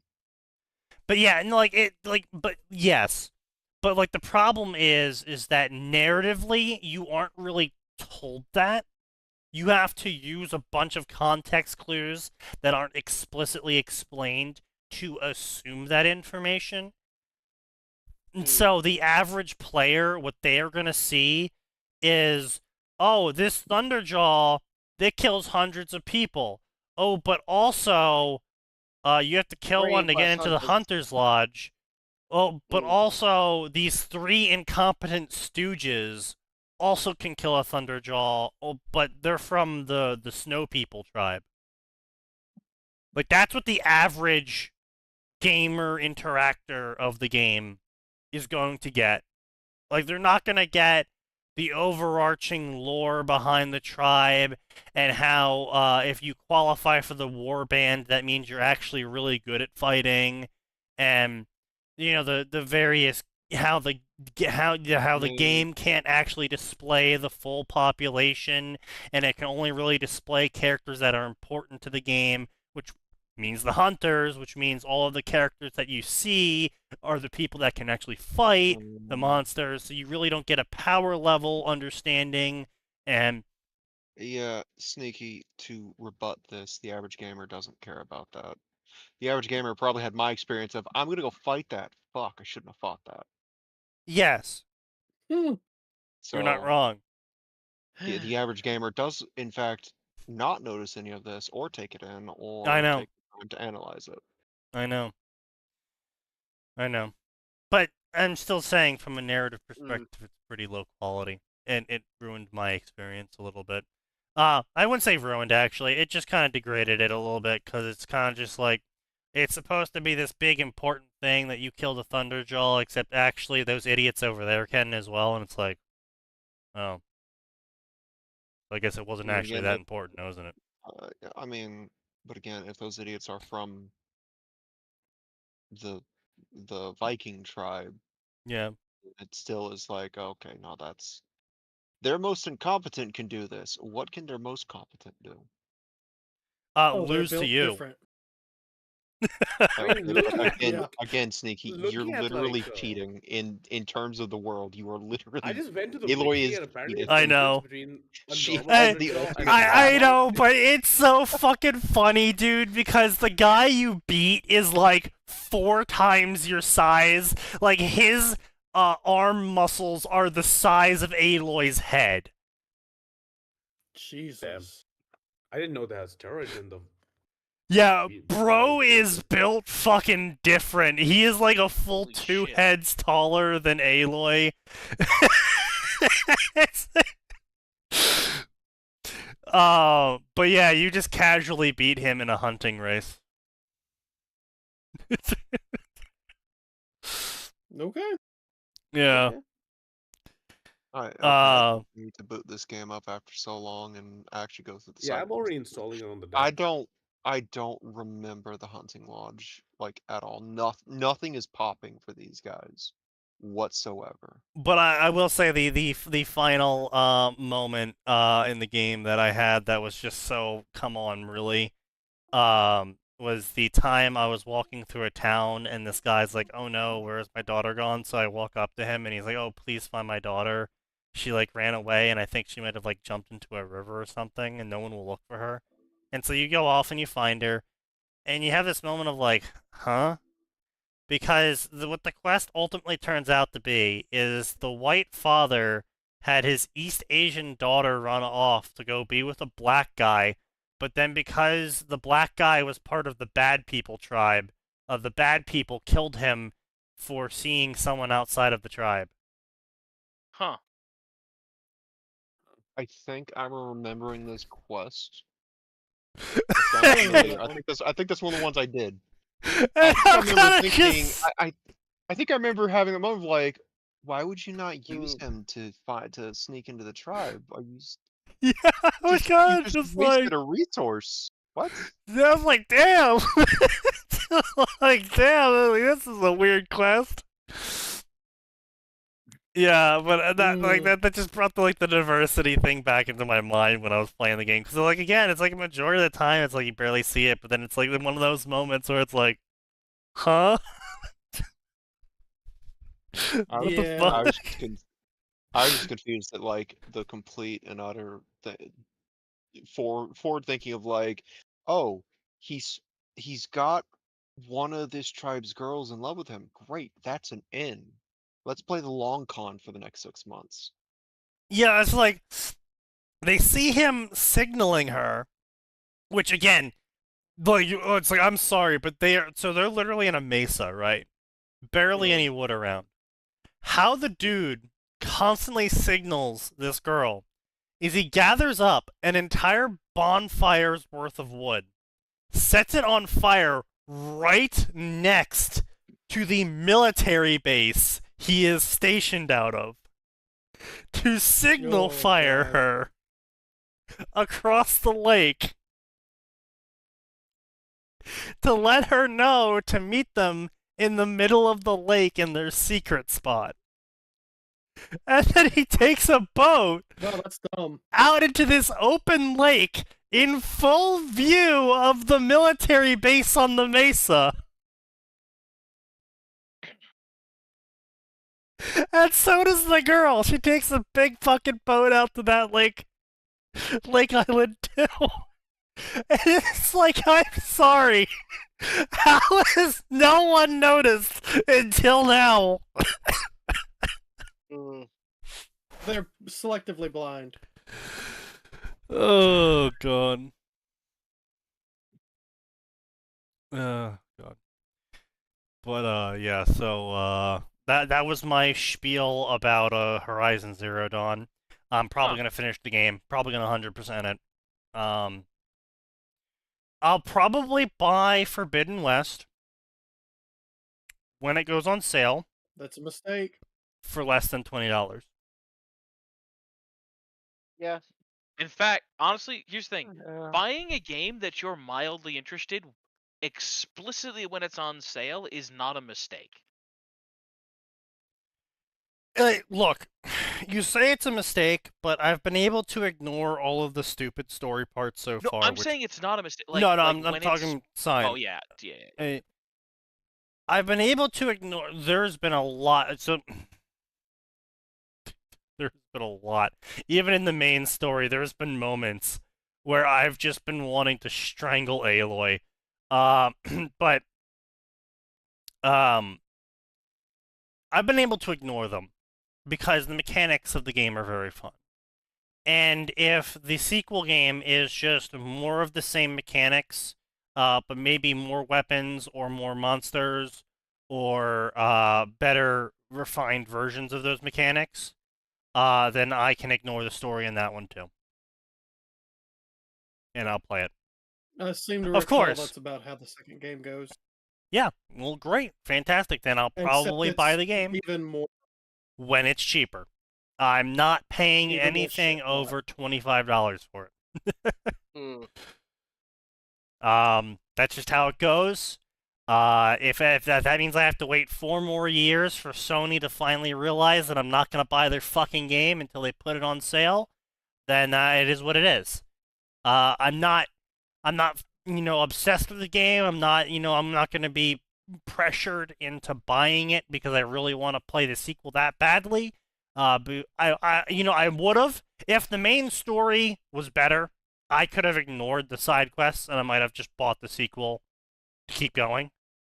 But between the main story, the side quests, the issues I have with the gameplay narrative structure, the issues I have with the company, all compound together to say that I'm not gonna buy their sequel until it's way fucking cheaper. And knowing Sony, that's gonna take a long time. Well, at least it's not like Nintendo where the price never goes down. Yes, well, Nintendo can suck my full ass dong. That No, most of the video game industry has adopted the Nintendo thing of not lowering prices since like 2018. And Unless your name is Dragon Age: The Veilguard, which is already on sale for $40. But Yeah. okay, no, that's a sale. That's a sale though. That's not a price lowering. Well, Nintendo so first-party games go on sale, but Nintendo does not lower prices because they're awful people. And the man who put that in place was saying, "I don't like training customers to be patient," because he's a piece of shit. yeah. Well, I mean, also at the same time, the whole not putting things on sale aspect is sinking game companies because they can't get people to buy their game at full price because the game's not fucking worth full price. So they increase the price, and by hell is the game not worth the increased price. Oh, no, Nintendo puts games on sale. Oh, Digitally. no. If you buy through their stuff, Yeah. they'll do it. It's Oh, yeah. no one lowers MSRP anymore. Yeah. Since about 2018, give or take. Probably even a couple years earlier than that, in all honesty. But yeah, no, I'm talking about digital Steam companies that put their games on Steam. We got lots of companies going out of business these days because they produce a game that is not worth the price they're asking for it, and then they collapse. Then they also refuse to put it on a sale of any kind. Like the dude who was like, "How dare Valve put my game on sale? I'm going to go unalive Gaben," and they're like, "Okay, cool. You're delisted. If we ever see you here again, we're going to court." Because he thought his game was too good to be put on a sale. Yeah. It's like, well, I believe that's an agreement. I'm pretty sure that's something that even then, you agree to. Like, there's an option somewhere of like, you find basically bigger companies get away with asking Steam to not put their game up for sale, but I think even the most indie of indie games have a 3-month grace period before they have to allow Steam to put their game on sale. And there's also a slow sale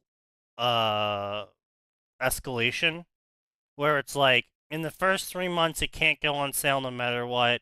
In the first year it can't go on sale for more than 15%. In the first 2 years it can't go on sale for more than 35%. So it's like by the time you get to like 4 years, it's allowed to go up to like 50 to 75% sale, 80% sale. Yeah. But the crazy thing is as much as these companies fucking complain about it, I'm sorry, this ain't the GameStop era anymore. You're not getting 7 of the $60. You're getting 50 of the $60. Yeah, and games just aren't worth $70 a pop anymore for the vast majority of them. Well, yeah, it's like so many fucking companies are like, oh, well, we have to increase the game price because people won't buy our games. It's like, hey, have you tried considering not spending $300 million on the fucking video game? B, have you tried considering, I don't know, lowering the price? Because every time Steam lowers the price of a game, its fan base doubles. Yep. Or maybe release a completed bug-fixed game and stop using your players as beta testers. Yeah, well, and maybe I'll win the lottery. People are a lot more forgiving of that one if you just release a good game, like, I don't know, Helldivers. True, yeah. It is. Apparently, Helldivers is really good right now, and I'm kind of sad I don't have it installed. I might reinstall it. I don't know. No. You should have just refunded it. Why did you? Because I was already past the time that I could refund it. No, you weren't. Steam made an exception when Sony pulled their nonsense with forced PSN integration. No. Yes, Steam said, fuck it, anybody can have a refund Don't for you any sit there period. and say, oh, I kept you guys updated. No, I literally told you as well. No, I forgot. I'm going to be genuine. Anyway, into more practical manners. 2 hours into the podcast, Beyond Phoenix says, let's see, what's Wildbow's latest racism? Winfred is talked to by her dad to meet a guy from one of the mob families and have kids.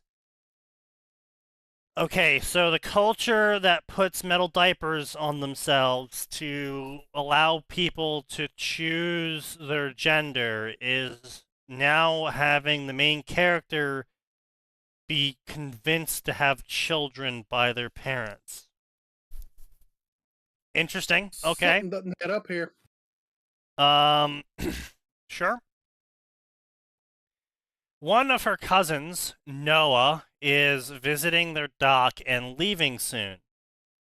And has been acting close to her. She was put off by someone being nice to her and is walking around to clear her head. She enters a dock which has 4 ships, and one of them is a rich person ship. And the following events happen. Okay. Let's see what the following events are. I'm going to refrain from putting them on screen just in case. Okay, ship. Hey, you. Okay, young woman. Where can I connect the hose? She pointed her at the station. Okay. New to this. Yeah, my dad owns an operation. Uh-huh. We're touring. I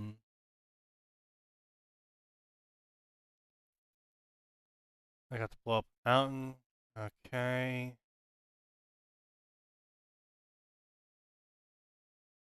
Uh-huh. Okay, they're talking with each other.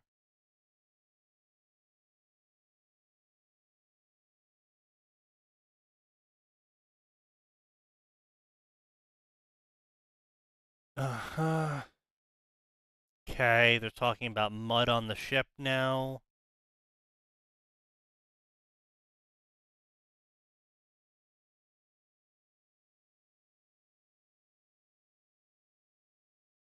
Okay, she's gonna strip and offer her clothes to the random woman in the rich person area.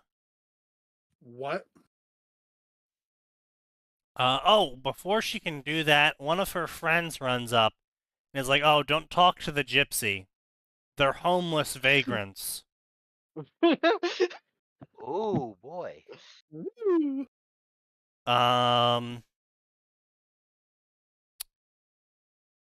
This isn't like you. Yeah, well, they mod their babies. Don't you? I'm gonna go. That's a terrible way to answer that question. Yeah. Oh boy. Sounds like yes to me. I'm going to go. You're not victims. You're not special. You're just edgy, angsty mobsters who got together and thought that if you got enough of your kids into the culture early and pushed enough boundaries, you could disguise it all as a universal culture.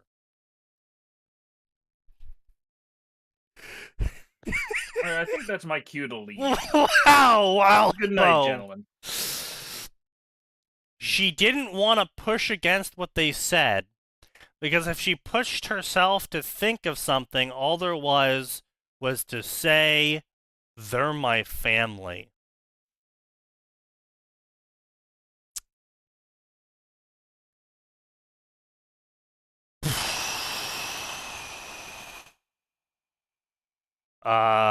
Damn. Yeah.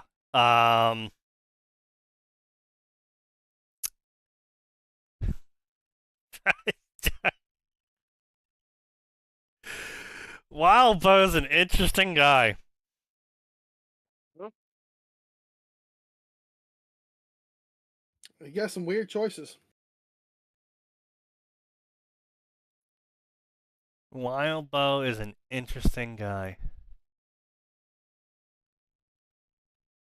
That is a polite way to put it. By the way, Sneaky, that reminds me, do you remember when we were talking about society lassoing in random planets? and Yeah. someday something came with them. These motherfuckers make the Borg look good. Oh no. What? Oh no.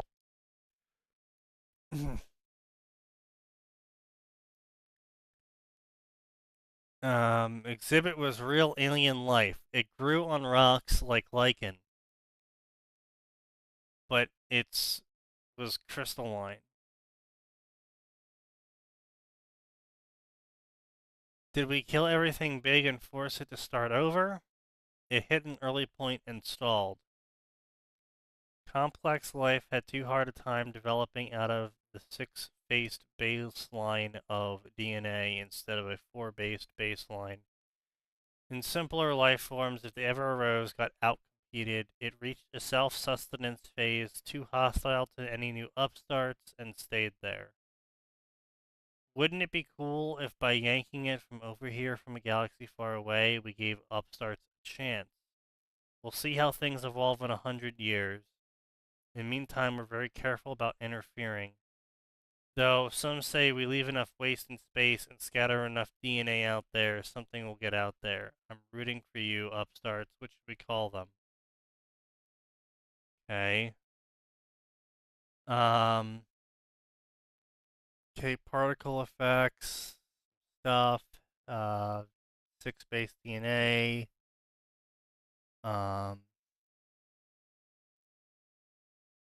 damage them. Okay. Oh, so they killed an entire civilization off by ripping their yanking planet. their planet. Yeah.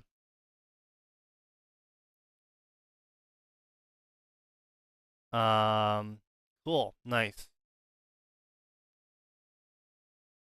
Uh-huh.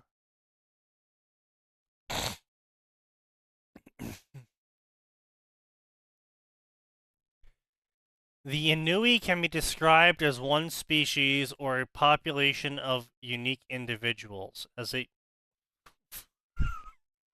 What? Excuse me? As a general rule, they impregnate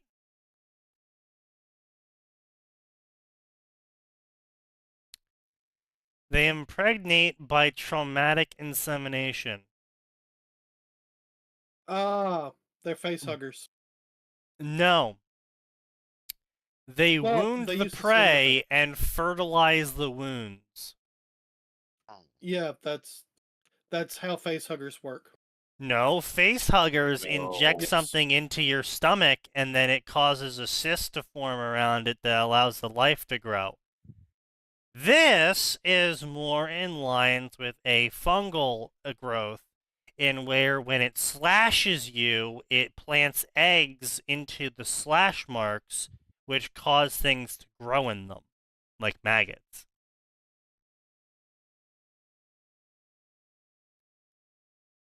They develop inside the prey gradually while opening wounds wide enough to go deeper.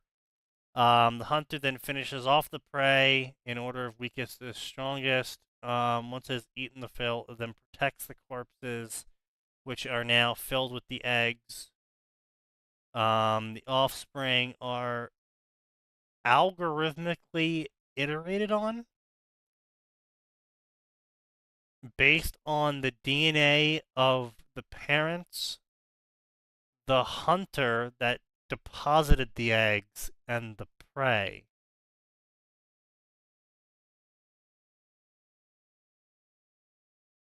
Okay. Each resulting child is more distinct from each of its siblings than a human from a mole rat. That is not how DNA works at all. And if that's how their DNA worked, it would not remotely produce the same creature with the same reproductive methods, even slightly. No. Once again, Wabo is a dumbass. I mean, He doesn't massive know anything. deviation there, yeah. Okay, yeah, so they make some comment. Okay, blah, blah, blah. halfway through the process. Okay, so it was moving towards her. Slammed into the barrier.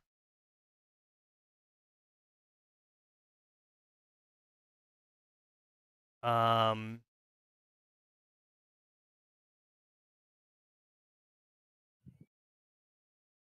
a worthy breeding partner.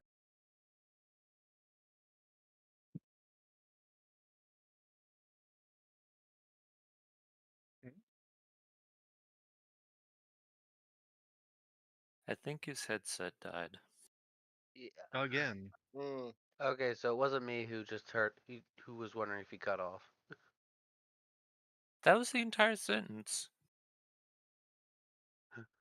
Me, it's chosen me. The claw has chosen me. Um, Of course, that's what it comes back with. we are 2 for 2 on streams where Sneaky's mic just randomly cuts out. Yeah, well, they're trying to shut me down.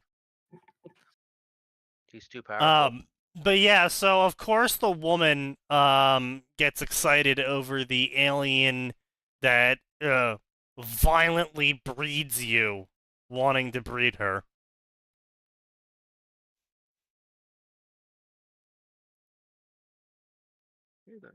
That's wow though.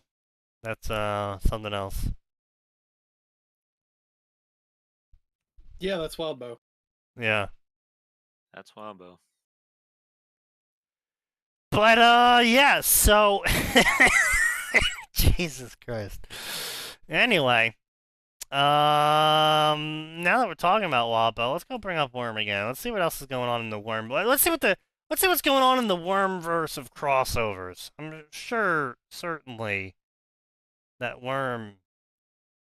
There will definitely be no issues here. No, of course This not. is a mistake. I mean, So is yeah. writing. You ain't wrong. You ain't wrong.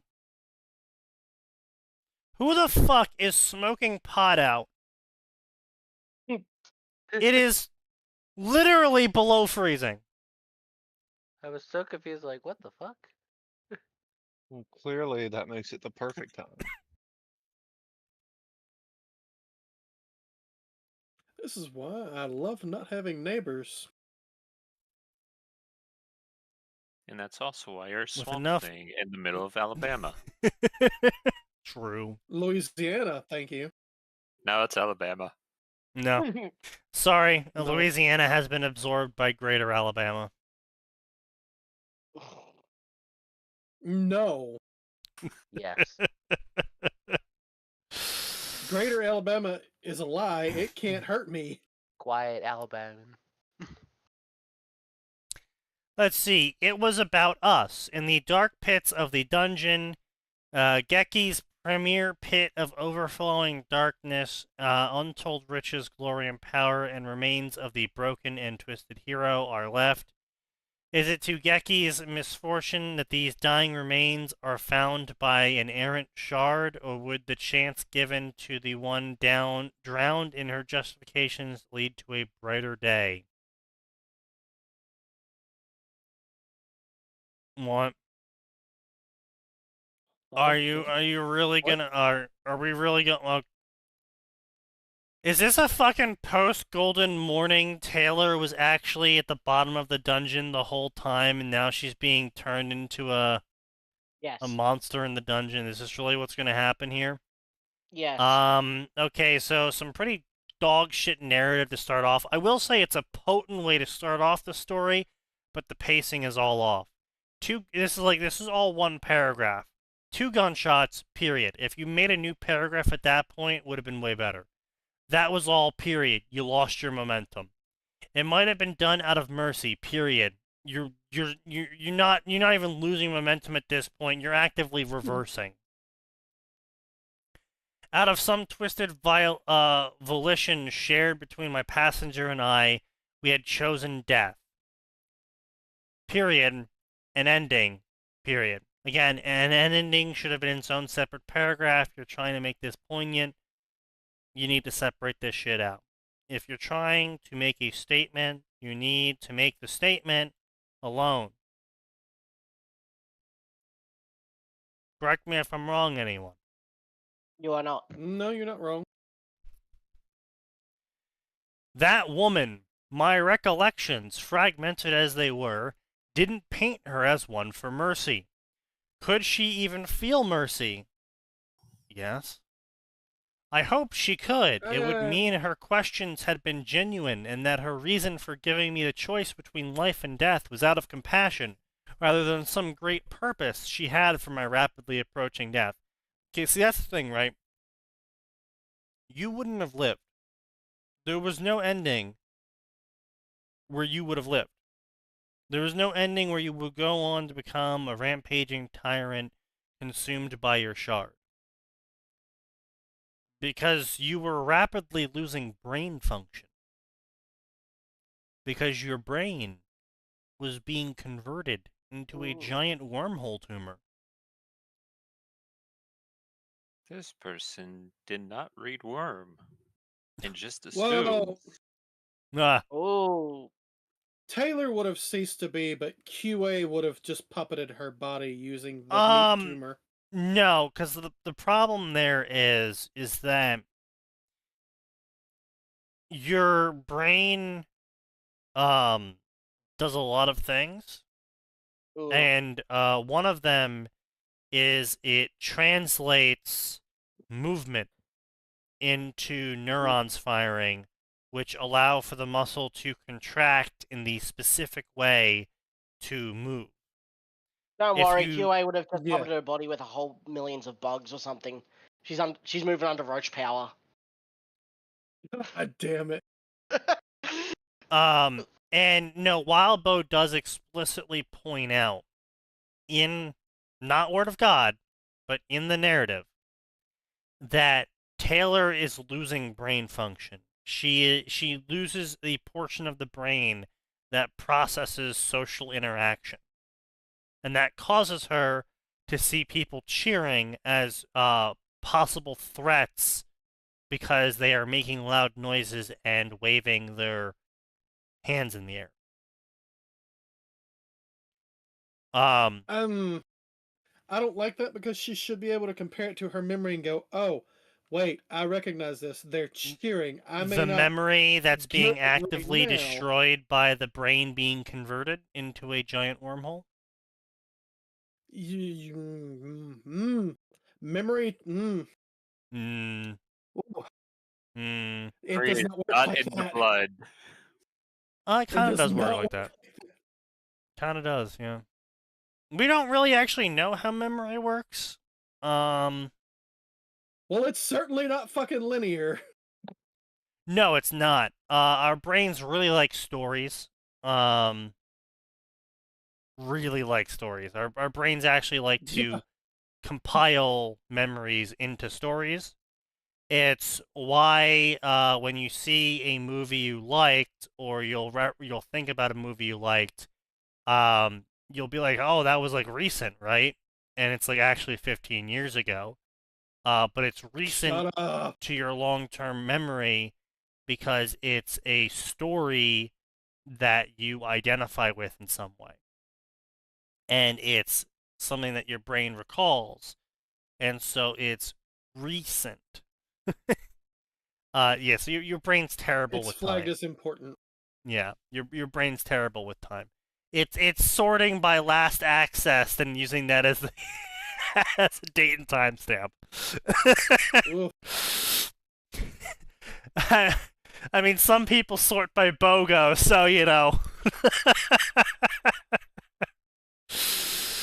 IT joke. But yeah, so no, what Wildbow said was effectively that she was losing control of her body, she was losing control of her ability to like move her jaw because that part of the brain gone. It tumor now. So ultimately, she wouldn't have gone on to become like this, violent tyrant, because the actual concern was, while she still has control and is able to express that control, what kind of damage could she do? That was the concern, not the concern was, what will she do in her dying flailings as she ceases to understand everything around her? Not what will she do once her entire brain's been taken over. So yeah, it's just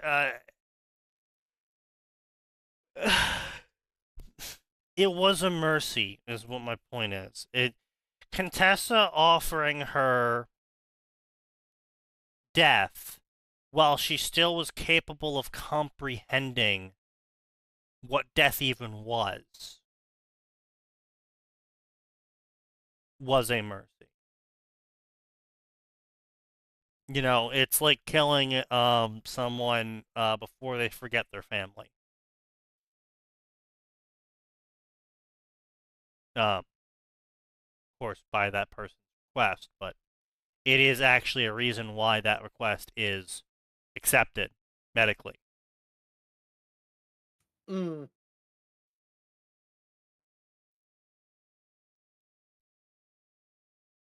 But anyway, my already broken body tumbled through something, but I knew I had been on solid ground. My head should have come to rest on soft grass and mulched dirt. The flask of water in my hands poured over me, drenching the remnants of my costume as it fell. How the fuck does that... You're holding a flask in your hand, and it's somehow, as you're falling down, it goes over your head and pours? Unscrews and all, it uncaps itself, starts pouring the water on you as you're falling. Don't worry about it. Yeah. Don't worry about it. Yeah.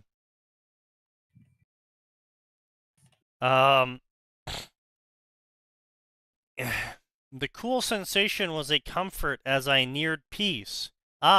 I had already accepted defeat the moment I had seen that woman. So this was what it was like to die in peace. It wasn't that bad. Okay, again, if you're shot twice in the head, that's it. You don't go, I am dying slowly. No, you fucking turn off. Well, from what I understand, Contessa shot her at such an angle that while it pierced the skull, it just scraped off the main tumor. Also, there are people who have been shot just point blank in the fucking forehead. The bullet went between the lobes of the brain. Oh, I know. Out the other side and didn't damage anything. I'm aware. What the hell? Why did I come back to us talking about the lobes of the brain? Worm.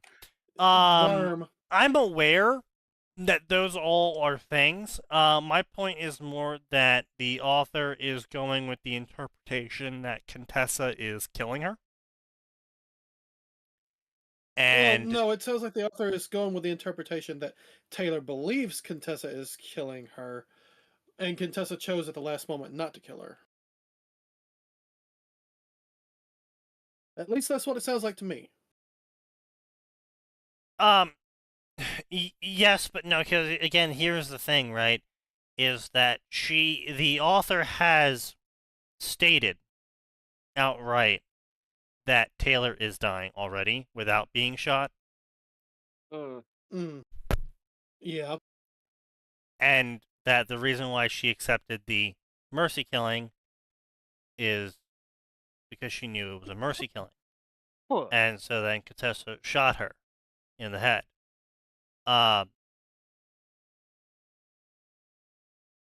When I have seen enough videos to know what happens when a bullet hits the brain. And I mean hits the brain. I don't mean passing through the lobes. I don't mean scratching the side of it. I mean, hits the No, brain. you mean hitting the brain. You turn off. There isn't a slow, peaceful, I'm dying, this is how it feels to die, I'm slowly fading away, this is so peaceful. It is the bullet has hit your brain, you turn off. Well, alright, no, hang on. It depends on where you get hit in the brain. B, the size of the bullet and whether or not it fragments and what all it takes out.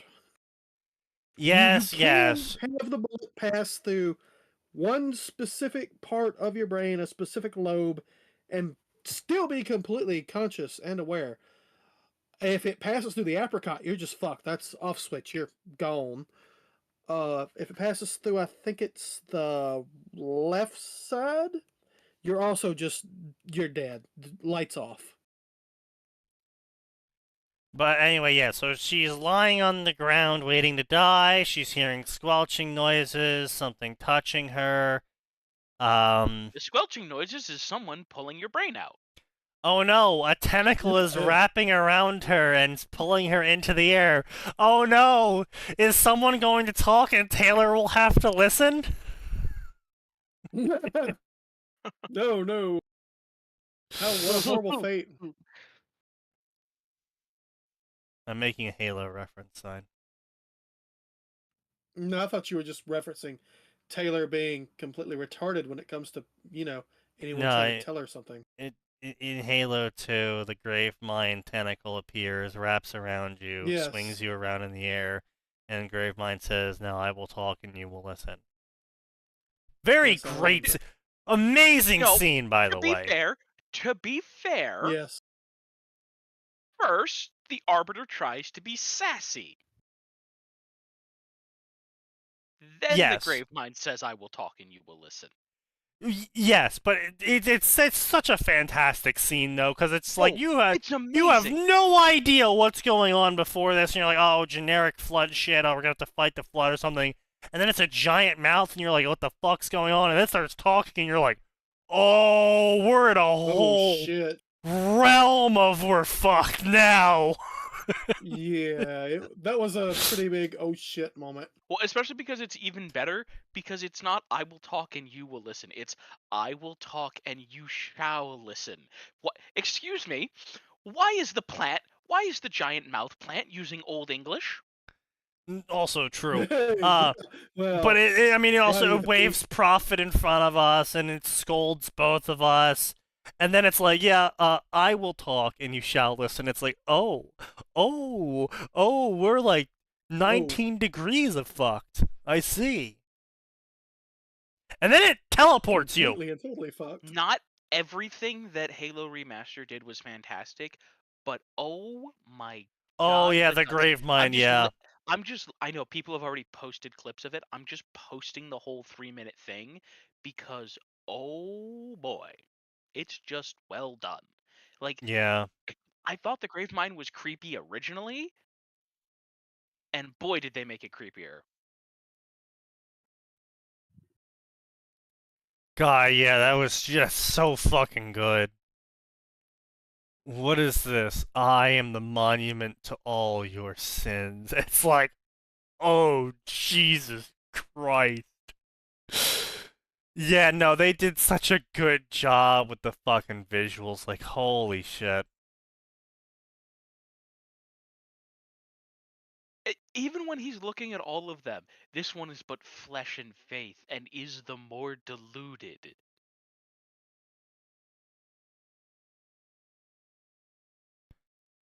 God, this cutscene goes so fucking hard in the remaster.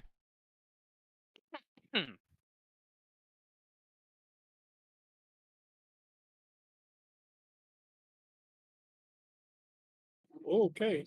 Also Keith casually still does an amazing job. Casually, Cortana asking inside of Chief's suit, "What is that?" And then the Gravemind answering, having heard her inside the suit. It's like, oh. Oh shit. Yeah.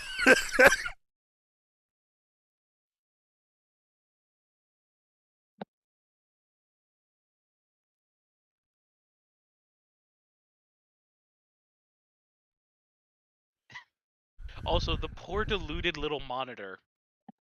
Yeah, yeah.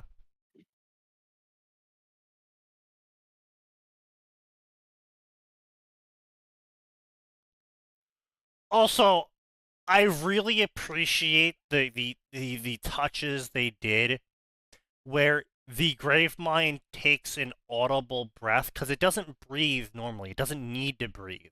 But if it wants to speak, it needs to fill the lungs with air so it can pass it through the vocal cords to produce sound in a Yeah. legible manner. And that's such a nice touch that made it all the fucking worse. Because it adds a very unnatural cadence to speaking. Because normal people speak and breathe at the same time. Yeah.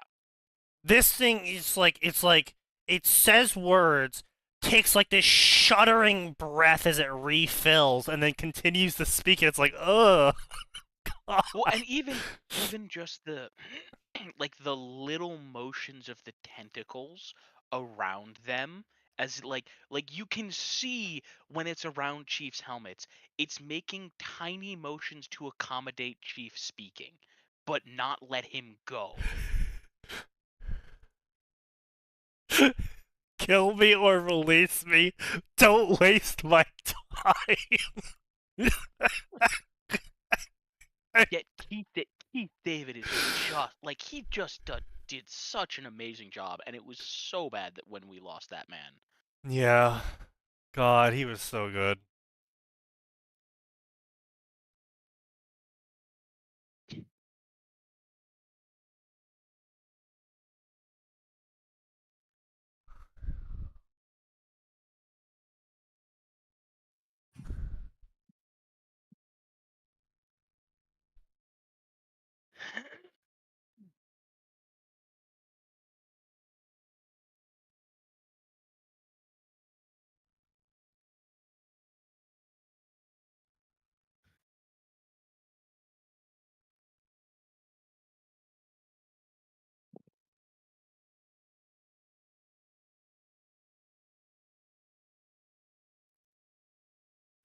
God, I love that cutscene so much. It's so good. Oh, And Halo is 2. Just so terrible. Am I smoking Halo 2 something? was great. I David fucking wish. not come back for Halo or something? Yeah, he didn't come back Yeah. as far as I'm aware. Yeah, he Okay, basically 'cause you said, made "I'm it not sound going like to he do any was more Halo dead. stuff." Yeah, no, he didn't die. It's just Sorry, no, he just determined that he's just like, "I'm not doing more Halo." I mean, he is 70 though, so Yeah. Yeah. Yeah, but he did Saints Row, so oh, his that's standards right. were high.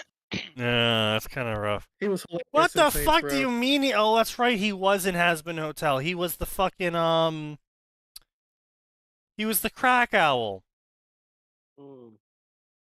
That's unfortunate. Yeah. But here's the thing, right? Like on one hand, he does Disney projects, and he does Halo, and then here's the thing: he did Saints Row 3, 4, and then all the spin-offs, Three. and he was clearly just having a great fucking time with that. Oh yeah, he loved it. Oh, what the hell is the Master Chief's VA? Steven Downs? Steve Yeah. Downs, yeah. He what the hell is he voicing recently that just fucking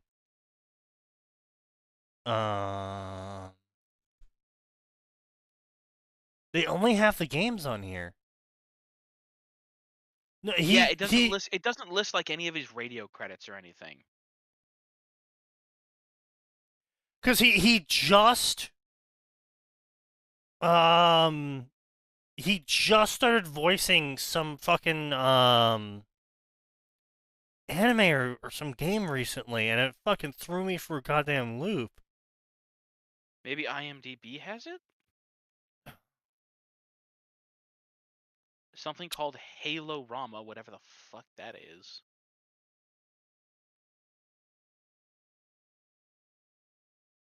No, it doesn't. What the hell? Someone literally posted it in the SDM being like, "Oh my God, they got the Master Chief to voice this," and I literally said something like that, threw me for a loop. Animation. Yeah, like it's just all the Halo stuff. It's like, guys, come on. He's done a lot more. Oh yeah, here it is. Here it is. Yeah, fucking. I'm not crazy. Star-Lord's VA in the animated Guardians of the Galaxy is Master Chief. Yeah. Yeah. And then you went, damn, that is wild. Or that is wild. Well, fuck you. Shut up, Kaz.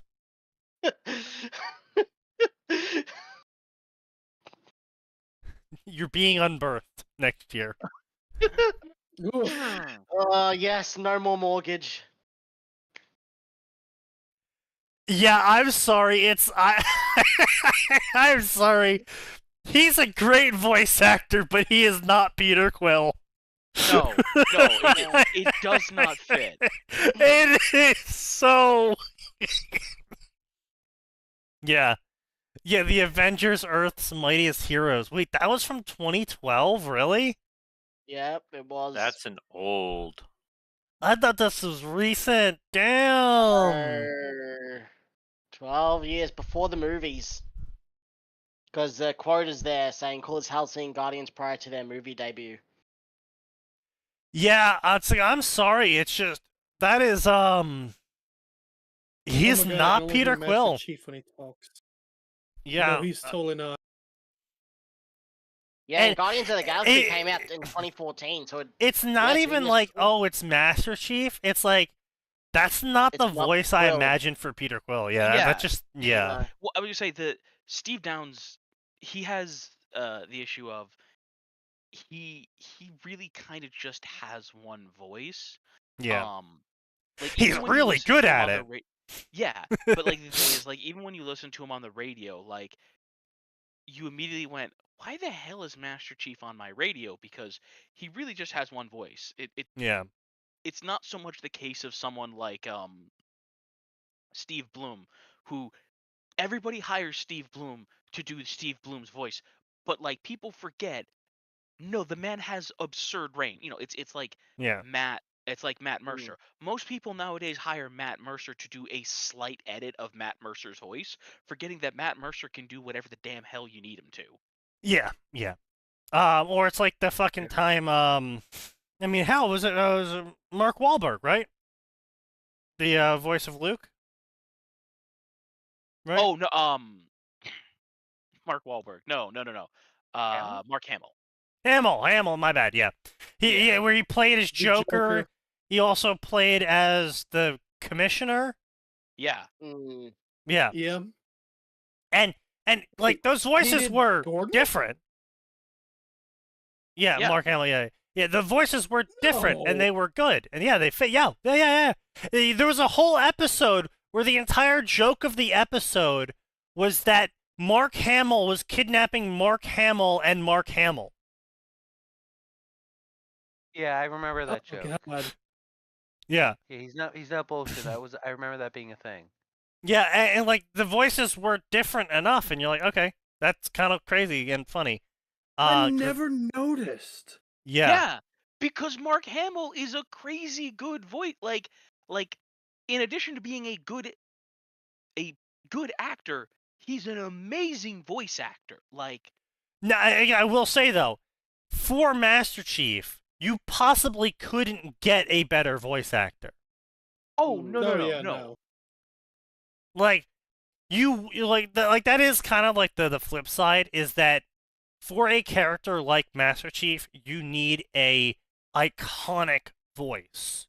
You like you can't have like a Naruto voice for Master Chief. You need the Master Chief voice for Master Chief. You need the man. And unfortunately, people who can do that sort of voice tend not to be able to do many others. So they do get typecast. And I do feel for voice actors who get typecast. I get it. It fucking sucks. Oh, you're the guy that can do this voice. No. Oh no, he wasn't Jim Gordon in Batman the Animated Series because that was Bob Hastings. Right. But he did do it in something else. Okay. He did it in something else. Yeah. But yeah, like I feel for the VAs who get typecasted. I do, and actors in general. But I mean, with actors, it's actually kind of it's like the issue that VAs have, but amplified because people can actually see you, right? So The Rock people only ever plays The Rock. Well, but that's specifically because The Rock only ever wants to play The Rock. Yeah. Well, yeah, if you're hiring The Rock, you're paying him to play The Rock. You No, want no. him to be The Rock in whatever you want him It's in his contract. He plays The Rock It's in in your his movie. contract. Yeah. Well, it's like I remember Okay. Idris Elba did a Fast and the Furious movie. Not because he wanted to be in the Fast and the Furious. No, he didn't care about that. But he did it because they were finally willing to cast him as a villain. And he's like, oh my god, finally someone will let me be a villain. Right, yeah, And exactly. he was basically evil Superman, and he's like, I loved every minute of getting to be evil Superman. Okay. I know Some Vin actors Diesel's just another don't. one who is typecast. But yeah, no, I can And Bruce totally Willis. I can totally feel for people who get typecast unintentionally. It's rough. It sucks. I get it. As an artist, if someone just asked you to write the same story or paint the same picture and over again, I get it. It sucks. Draw the porn drawing man. Yeah. Well, not just that. Draw the specific thing. Same Drawing man. thing. Yes. Yeah. And here's the thing, right? Like, I could completely understand if someone wanted to commission sign for a Tanya story, and he was like, no, I don't want to do any more Tanya stories. I want to do literally anything but a Tanya story. Because... Come on, Tanya author, do the Tanya story. Exactly. Come Wasn't that on, what porn happened with, author, write Sherlock? the porn story. Wasn't Oh that what yeah, happened with no. the Sherlock Well, author? okay, no, yes and no. Conan Doyle did get pigeonholed into Holmes's stuff, but that's because he sucked shit at writing anything besides the Yeah. series. Yeah. I tried reading one of his other books, which I think was Lost World. Yeah, Dinos out in the Congo. The first chapter alone is really rough, and I can't put my finger on it, but the pacing is awful in a way that his Holmes stories never had a problem with. Yeah, it's just it's unfortunate, but it's like some people just have the villainous laugh. Some people just have the villainous look, the villainous presence. Some people just have the heroic look or presence or laugh or whatever. Yeah. Like, it is what it is. You know, it's just it is what it Unironically, is. Mark Hamill is actually Vader's son. He has come full circle and gone to the dark side as he aged. Listen, again, Hamill's just really, really... he's talented and he's funny, and it's great. Yeah. Just wish he was a little bit more Well, chemically it's great stable. when he's not giving his personal opinions. Yeah.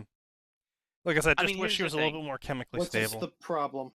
I'm yeah, ambivalent that on his too. opinions because, like, he's publicly disowned Luke Skywalker in the movies. Like, does he have some opinions I disagree with? Sure. Does he have opinions that I agree with? Sure. I look at him the same way I look at anyone else, really. Generally, I'm not going to agree with everything they say. Sure, but you know, it's like it's sort of like I'm not like this with Hamill. I want to be clear here. I think he does good work. I'm able to separate the art from the artist, etc., etc. But there is people out there that they cross a line where it's not just I don't like their politics or what they're saying. It becomes I have a dislike of this person so severe that I don't want to consume anything they've produced. Yeah. Yeah, that's fair. Sort of like, you can disagree with your aunt who's still single, who's in her 50s now, drinking every day, who says she doesn't have a problem, and goes on and on about her political opinions at the table, but you don't have a blowout fucking argument with her. You just roll your eyes, you say, "Sure, Bertha, you're totally right. It's just no guy could keep up with you. You're totally right, 100%. You want another wine bottle? Here you go." Box wine. You don't have a blowout argument with Aunt Bertha, but on the flip side, for me, for example, when my sister came up and was like, "Yeah, communism's great, and we should do that, and we should start by removing all of our family's wealth and giving it away." Also, I'm vegan now, and we need to throw out all the meat in the fridge because it offends me. Then yeah, I will have a blowout argument. Because it's not just her talking about it anymore, it's her trying to enforce her lifestyle upon me. Yeah. And it's not a minor lifestyle change. It's not a hey guys, while I'm here, can we refrain from eating food that have gluten in them? Which is fine. There's plenty of food without gluten in it that I love eating. Steak, for example. That's fine, She's not demanding a huge sacrifice, but she's like, "Hey, while I'm here, the only thing we're allowed to eat is chickpeas and xanthan gum." I'd be like, "Well, that's a little bit too far." I'm gonna sit down and eat a big bloody steak right in front of you. Yeah, so it's the degree of the ask, it's how much it's infringing, it's the level of political, that's it. Mark Hamill, for a time, sort of approached that level with me, in where he started making all these videos and more importantly, started using his money to try and enforce his political views, which were absolutely deranged, on people. Now, he's stopped most of that and has just gone to the state of, "Fuck it, I don't care anymore, you all suck, I hope everyone dies." But that's a better stage than, I'm going to use my political influence and money to try and enforce my worldview upon everyone else. If everyone could just fuck off, that'd be great.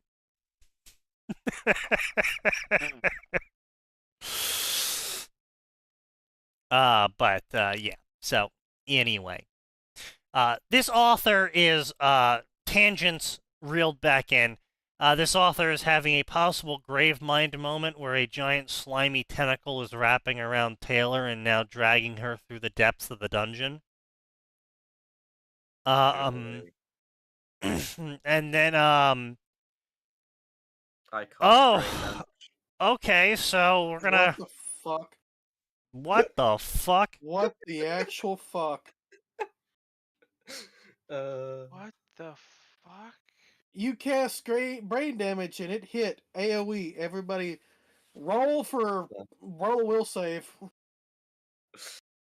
Excellent. Will save or die. Bro, you can't just flashbang an entire chat. To show that even their weirdo stereotype characters can look cool if you adapt it with good faith to the source material.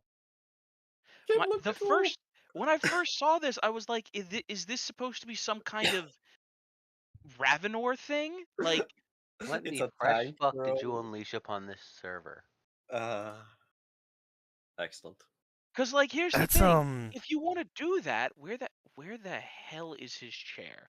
There's a guy in 40K. Karamazov? No, Ravenor. The super psyker with the wheelchair with psi cannons that he powers with his brain.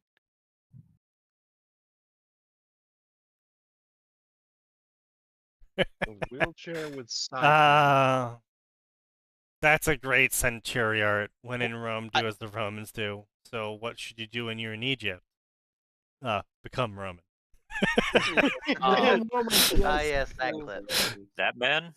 Yes, that machine. I just wanted to inflict greater brain damage. Yeah, that Yeah. thing. Like, here's the thing. You have that. Like, is this an official mini? No, sadly. But that is largely what You know his what chair this is? purported to look like. You know what this is, Atin? This is Professor X in 40K. No, that really is Ravenor. Yeah. Why is he in a GIMP suit? It's not a he's GIMP. on life support. It's not a GIMP suit. That's literally the opposite of a GIMP suit. It's a fucking cocoon, you dipshit.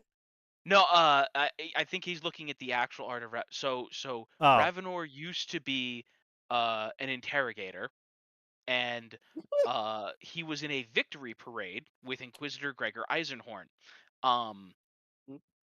He got napalmed by a plane.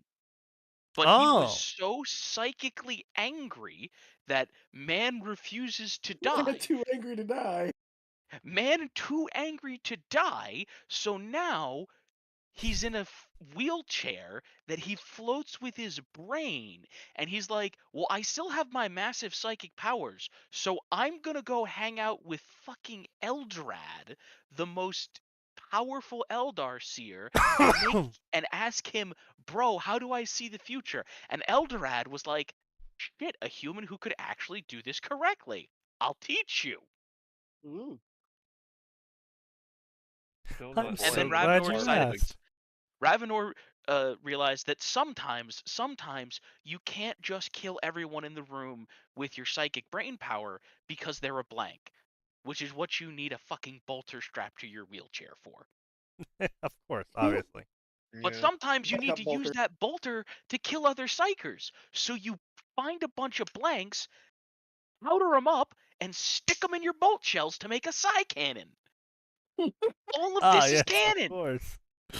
This is canon. Wow. The Emiya method. Woo! Yes. Yes, that is literally how psi cannons work. It's just a bolter where they took a blank and they made sure to grind them up real good and stick some of them in the bolt round. You know, it's really funny because that's exactly what's going to happen in the Tanya story eventually. Good lord. I'm sorry? Remember the Russians in the Tanya Outer Heaven story? They're not directly shooting mages at people. They're using mages to power their guns. There's a difference. By putting them into a life support capsule in a ultra-compressed version of themselves. More like they've been made quadriplegic. They've been made suitcase-sized. Yes, that's what I just said. Your argument. That's literally what I just said. But they're not being like ground into slurry and turned into bullets themselves. Oh, well, actually, no, you did have that plan, if you remember. You wanted to make a giant gun where the mages were part of the bullets instead of powering the gun. They powered a single shot. And then were ejected like bullet casings. No. Yes, they powered a single shot, but no, it used all of their mana at once and then ejected them like spent bullets. Yes, I just said that. You literally just said that. Physically being shot at people. They were being used as fuel for. I said ejected like bullet casings. He literally said that. Yes, ejected like bullet casings. You just repeated what he said.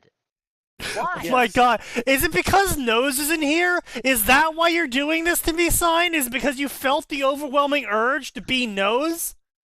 Yes. Yes. Fine, it's my job to look stupid. Stop stealing it.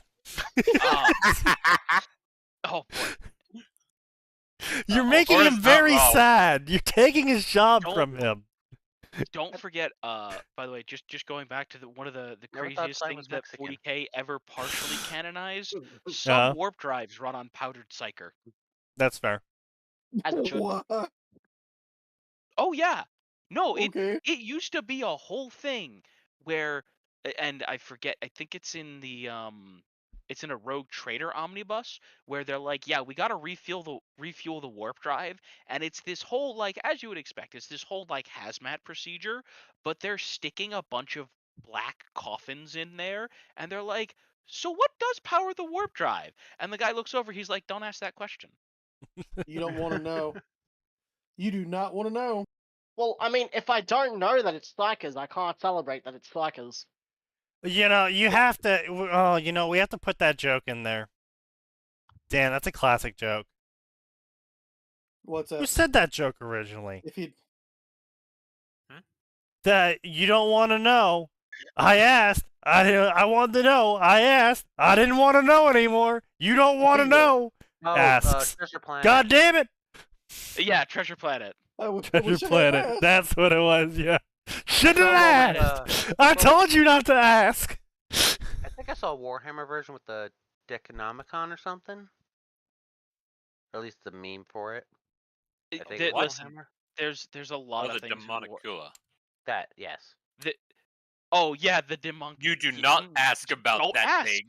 Don't. I know you want to ask. I know you want to Google it. Don't. What is it? No, Don't. the Demunculabla. Do not. I will spell it for you. I will not. Don't search it. Yeah, We came told you up not in to the search it. first search. It came up as the first search result. Let's see what it says. We told you not to search for it. But yeah, you have to fit that joke either into Star Wars or Outer Heaven now. Sign. Somebody asked about it. Somebody asked about it, and we told them not to. I'll see if I can find a way to put that in. Look, Oh, I Don't want to go know. onto Google Images. I looked it up. Don't go onto Google Images. What the fuck is that? Oh, I don't know what it is, and I have not looked. no, What the hell no, is you know that? what it was? No, it wasn't from Treasure Planet. It was from Atlantis. It was the Black Medic. Yeah. That's who right. was like, Oh, Yeah. Yeah. he said, he Yeah. doesn't. What? She What told is me. Ganesh and Nurgle's unholy Oh child yeah, is she that? told me you don't want to know. I asked. She told me you don't. Let me. This is me telling you you don't want to know. You don't want to know. Yeah, Oh, I my, think it was I love that it was the Atlantis. medic too, because it's like, oh, this dude's seen some fucked up shit. Mm. If the medic's telling you that, don't ask. Yeah, but yeah, just the whole thing was just what in the goddamn Why is that fuck? just? Why is that picture on stream currently of the Black Medic just fucking the 50 Cent eating wings? Ooh. I like how he's looking at Tumblr too. But yeah, listen.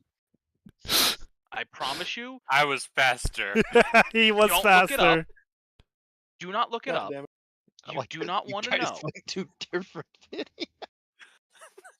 You think you want to know, and I promise You shouldn't have told me. And now I'm telling you, you don't want to know. Yo, you know what? Actually, it's great because we actually have 2 scenes coming up in Outer Heaven that is completely viable to use that. I do actually sign. Yes. Did you look it up yet? He did, yeah. I brought up the wiki. Yes. I looked it up. I'm not Promise looking it you. up.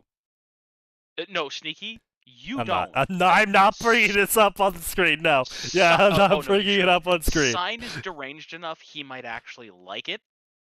Yeah, true. I mean, all they're doing Oh. is breeding new Marines. Look up Google. Look it up in Yes, Google there- Images. No, Sign. sign. Look it up in Google you are Images. technically correct. What you're Yes, not I know. understanding is how. No, I'm getting the how. That's forced birthing. Yes. Oh, wow. Thank you, What? Reddit Grimdank. I mean, congratulations. That's dark. No. No. But that's yeah, they're Dragon doing it with Age. normal women. It was the Dragon Age thing where they Yeah. don't Yeah, ask the Dragon why they Age took the thing. women. Don't ask. You don't want to know. Yeah, honestly, in Dragon Age Origins, that was possibly one of the most disturbing discoveries ever. Because it was like, oh, why are the women being taken? It's like, well, we can kind of understand, we can kind of know why the women are being taken and where all these darkspawn are coming from. But then when you finally find the women, it's like, Yeah, you're oh, this is way worse than anything I imagined. Oh, you wind up talking with one. Yeah. Also, it's like been through the full process. The forced cannibalization, and it's just like, oh, jeez. Yeah, it's bad. Ladies and gentlemen, this is fucked. Yeah, you're just like, wow. Oh, yeah. I think literally one of the dialogue responses was, I imagined, but I didn't imagine this. Yeah, I think that was something like that. I still have it was bad.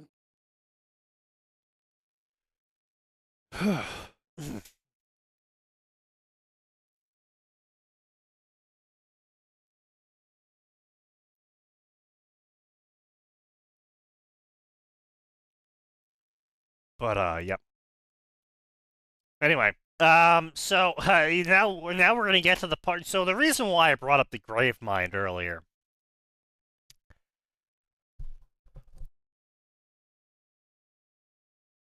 Something touched the remains of my right arm. It curled around and pulled my body along. A tug, and then I was lifted into the air, dangling from the appendage. It whispered something to me. It might have had some meaning, but even if I had known the language before, I was broken. I couldn't recall it now. More and more tendrils began covering me, dragging me inside. I was being eaten before I could even die. But I couldn't feel death approaching. No, it was the opposite. I could feel myself becoming more whole, more intact by the second. But there was a wrongness to it. The same way that a needle in your arm would feel in a hospital. Foreign. Something foreign had settled inside of my chest. Squirming inside, it found its way deep. Then the pain began. My senses were still confused, ineffective. But even then, the pain was mind-shattering. I haven't felt pain this pure in years. Even every single inch of my body felt like it was being ripped apart and put back together. I tried to lean into my passenger for some scrap of comfort. No reply came from it. I couldn't feel it. It was only then that I noticed I was without my swarm. Either there was no insects in the area, or my connection to my passenger had been cut off. Somehow, that shook me worse than the pain did. I had nothing to lean onto for a moment's suffocating. I tried clinging on to consciousness, but I faded away. I was so weak after all I had done. I was still so weak. Yeah, so she wakes up in the cave, torn costume, missing right arm, fully healthy again. Something was in her chest. Blah, blah, blah. Ah, here we go. At first, I had a normal chest. Well built, and not much in the way of feminine. But then my flesh began to morph, parting like sludge, even though it still had the appearance of how muscles should look under the skin. It parted around the stone that came to the forefront. The rainbow-colored stone glowed maliciously. Some primal instinct told me to protect it at all costs. I knew instinctively that if anything happened to it, I would die.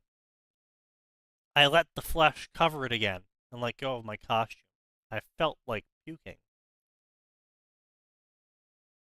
From fragmented and insane being with overwhelming power to a mentally sound abomination, my situation had improved somewhat.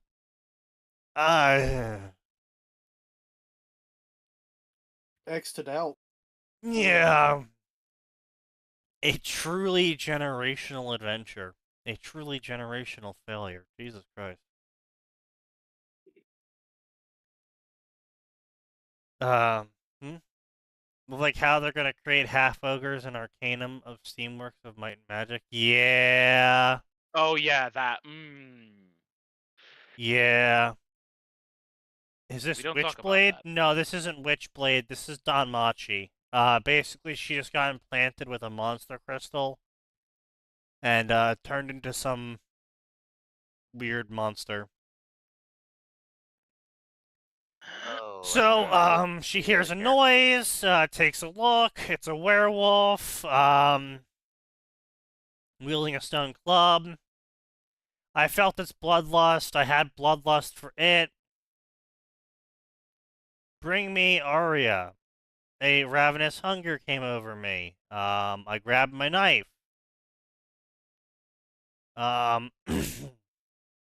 It was fast.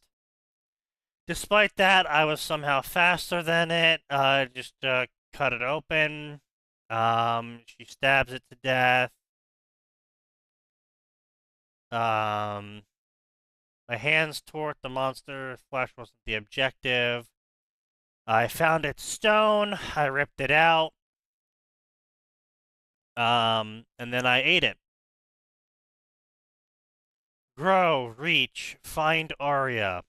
So basically, she realizes she's been mastered. The transformation was a way to master people. I probably shouldn't listen to the instincts, but I needed the energy.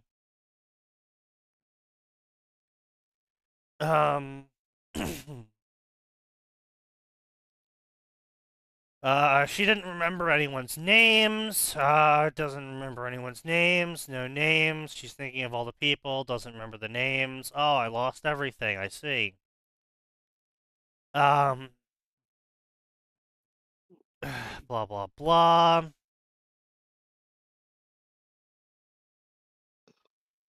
Blah, blah, blah, blah, blah, blah. Okay, blah, blah, blah, blah, blah, blah. Okay, blah, blah, blah. Okay, so she kills another monster, eats its stone. I see. It was a master effect. The instincts that came with my alternative form. I probably shouldn't eat more stones.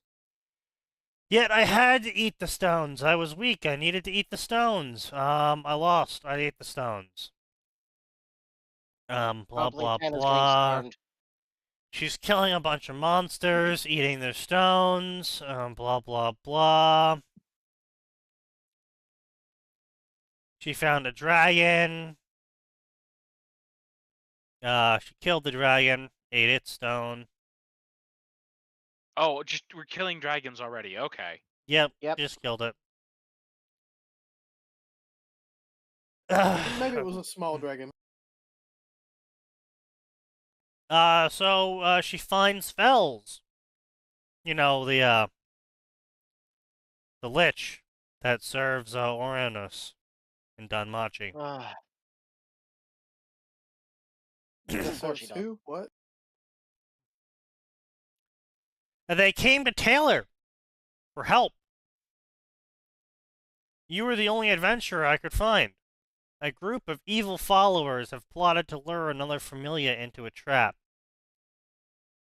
You are not, the trap will be the Guardian. You are most likely unaware of it. It's a very fast, strong monster.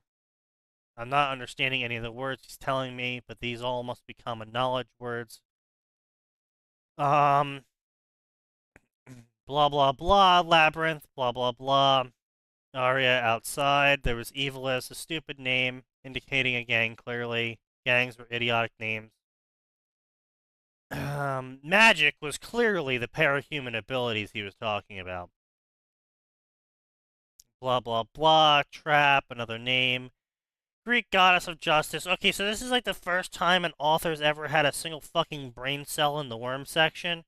Taylor would, in fact, know a Greek goddess off the top of her head. She would. She would. It's brought up in Yeah, she's schooling. kind of nerdy. Well, not just that. Her mother brought was up in a lit professor. Yeah. Yeah, her Yeah, mother that was too. literally a literature professor, and she spent all of her time, because she didn't have a computer she could game with and she had no social network, she spent all of her time reading her mom's books. you know.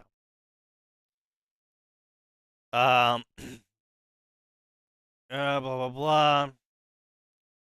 blah. Must have been allied. Why can't you help them? My talents for crafting items. I'm powerless to help them. Please help them. Law enforcement then. Okay.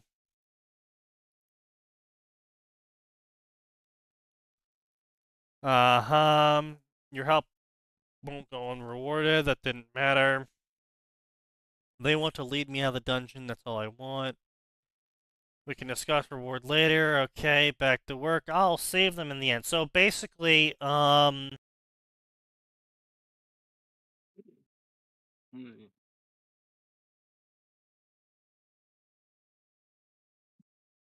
Did Snaky's mic die for a second time this stream? Hopefully. Yes, it seems like it has. yeah, 'Cause I, it says he's I think I'm back. Yeah, here we go. Yep, because it said you were talking, Damn. but nothing happened. Yeah, I really gotta find like a larger cable or something. True. Mm. Actually, hold on. I have an idea. Ugh.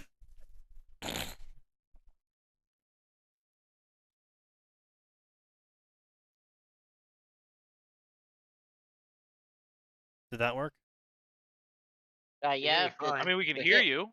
we can hear you, but we don't know if you're gonna fall out or not. Why is that vibrating my headset?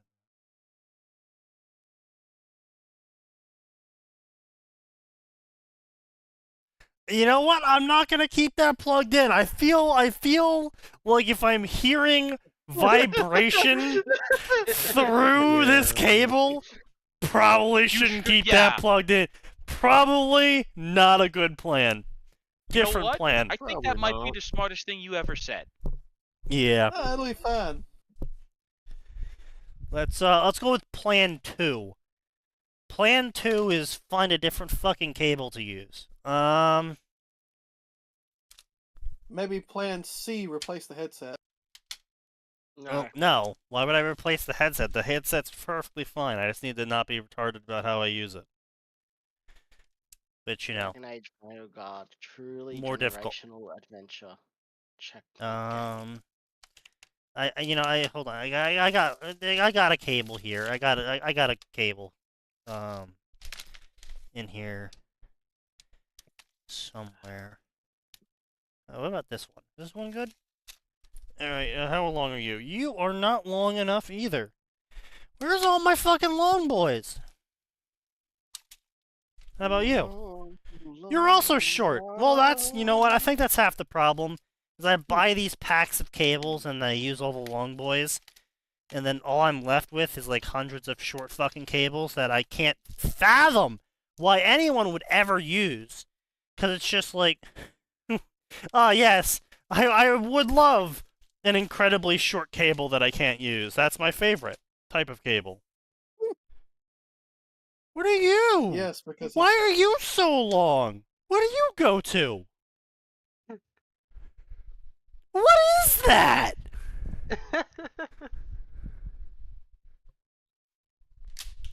The joys of owning so many cables that you will do nothing with. Hold on. Yeah. And don't What are these don't not work?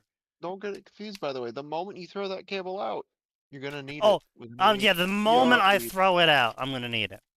Oh yeah. Must put it in a box and put it up somewhere. Where do you think it is? In a box. Put up What do you somewhere. think I'm doing right now? I'm going through Digging the through the box box? of cables. Yes. You're also short. Why are you also fucking short? You're shorter than the one I currently have. Useless. Don't call that short king useless.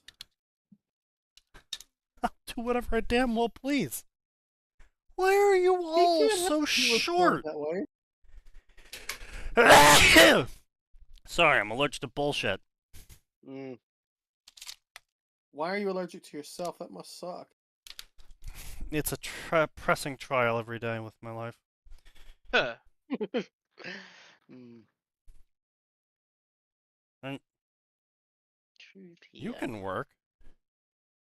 Yeah, I mean, I guess you might be longer. No, you're the same. You're actually the exact same length.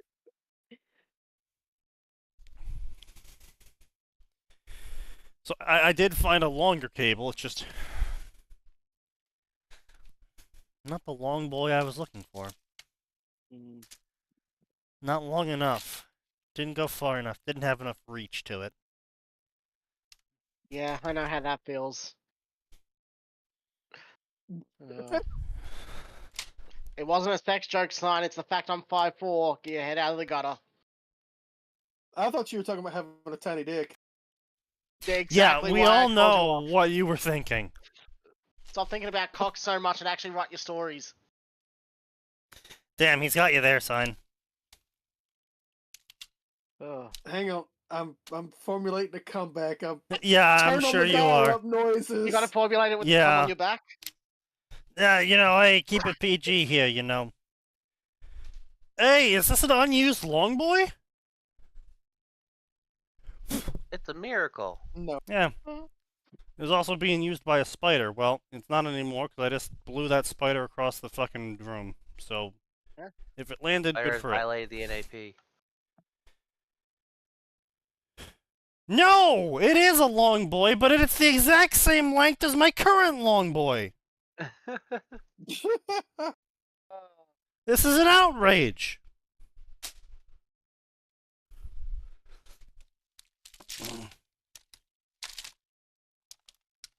Why are you living in here anyway? What bugs come in here? I mean, I appreciate you defending it, but what bugs could possibly come in here that makes it worth it? Ants. I don't think many ants are crawling into my electronic wire box searching for food sign. You might be surprised. No, the ants eat the wires. Haven't you come across that before? No, since we You don't have work in crazy tech. ants here in New Jersey. Okay, so fire ants and cockroaches both will eat computers, computer components, wiring, basically anything. Anything they can get their jaws on. I give up. I could have sworn I had a whole bunch of long boys, and I don't have a single fucking one in here, apparently. Maybe the ants ate them all. Who knows? I feel bad for that spider I just blew halfway across the room now. He Don't. died for nothing. He's a spider. Yeah, I know. Useful. Well, it depends on what kind of spider it is. I mean, if it's a brown recluse or a black widow or a wolf Still spider, useful. those can get fucked. Hey, wolf spiders are cool, boys. Wolf spiders also bite. Yeah, well...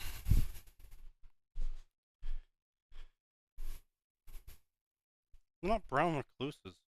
Black widows also aren't that bad. They You just do. have to not disturb them.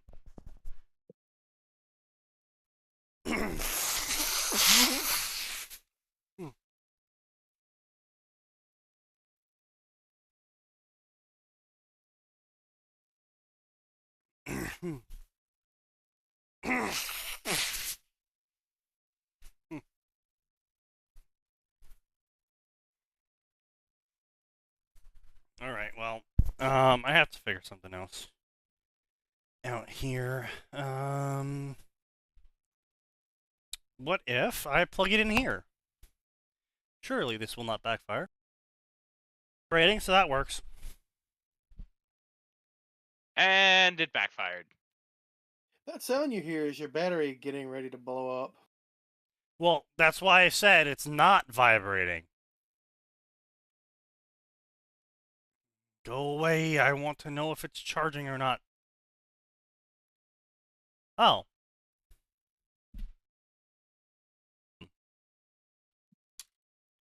It's fully charged. That's kind of awkward. Yeah. So, anyway, that was, awkward.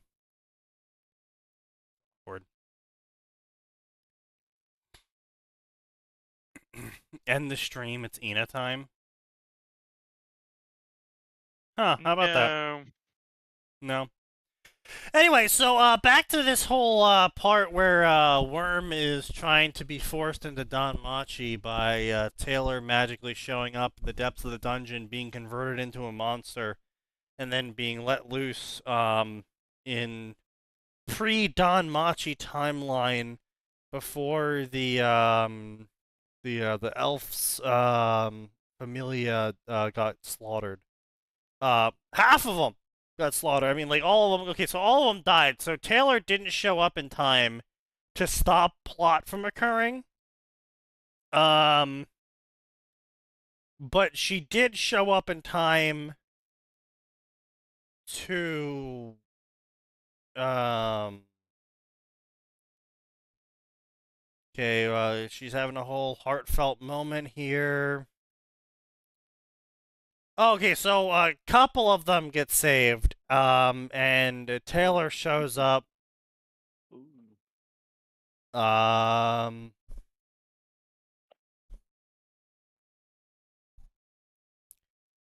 you beat it? No, but I can buy you time to get out. You don't have much time left either. I have no home to return to and nothing left but purpose. That's not a thing that Taylor would ever say. Maybe. Maybe late Taylor. No, Taylor's still too much of a whiner for that. Yeah, maybe. I see. I will be selfish and return home.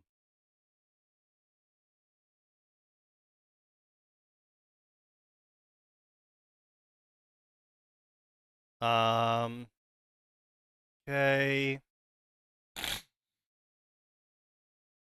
So, she did it. She gave a sword to Taylor. Taylor is, once again, very super tall, and everyone knows Taylor is very super tall because she's so tall that the arming sword was a short sword for her. Author? It's not how that works. Don't question it. Save them. You're gonna die. Yep. Aren't you afraid? To the death. It can't be worse than Leviathan.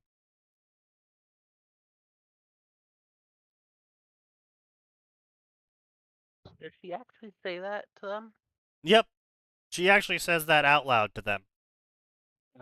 Gee, And kid, then that's where you're goddamn wrong. and they all go, "Oh my God, is she from the Hera family?"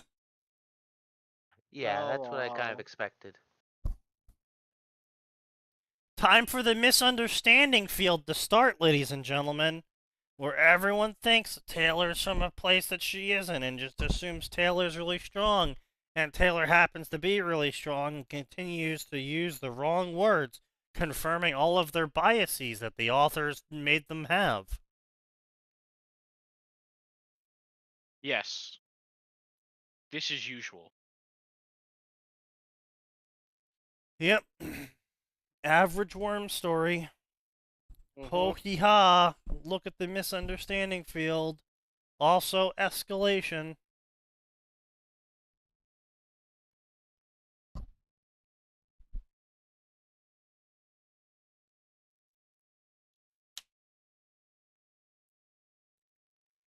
So anyway, Taylor, despite seeing a lot of evidence that powers are probably not at play here, continues to assume that everything is by shard given powers. I mean, that's, I guess, fair enough, but I don't know. I'm really on the fence because obviously we don't have a control group for this. I mean, we kind of are the control group, but at the same time, I feel like we're a terrible control group. But it's just like, I really kind of get tired of whenever in these stories where it's like, oh, superpowers exist because of radiation from the sun. and then like someone with actual magic powers shows up, and they're like, "Oh, well, that's a lot of weird superpowers you're getting from the sun." It's like, no, I have magic. Oh, that's a funny way to refer to the superpowers from radiation of the sun. Or oh wow, you're Um, fucking delusional. yeah, or it's just like if someone in our reality showed up and like shot a fireball out and was like, "I'm magical," people would be like, "Oh, okay." That's magic, baby. Okay, that's magic. I learn. Also in the same vein, if someone showed up, shot a fireball out of their hands, and was like, "This is my superpower. I got it from the radiation of the sun," people would still be like, "Oh, okay."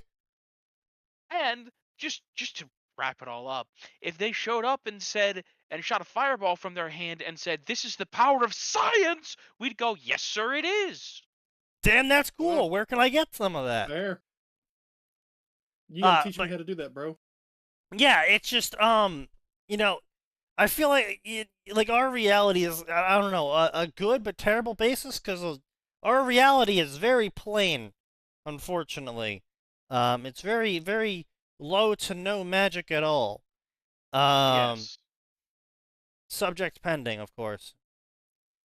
But it's just really frustrating in stories where there already exists a power set, aura, magic, superpowers, Clark Tech, something already exists, and then when someone does something outside of the bounds of what people already know is possible with that power set, they just go, "Oh, well, it's clearly still that power set." Well, how? Oh, well, it just is. It has to be. Oh, but they say it's not. Oh, but they're wrong. They must be crazy. Or we must have just, found some new expression of this that we weren't aware of before. And now, to a certain degree, I can understand that, right? Like, if you show up in Ruby, and you run really fast, and you're like, "Oh, it's a magic spell called haste," I can totally understand people being like, "Nah, bro, that's your semblance. just You aura, just bro." run fast. That's just aura. It's like, yeah, okay. You're just a stupid farm boy, not aware of how powerful aura is.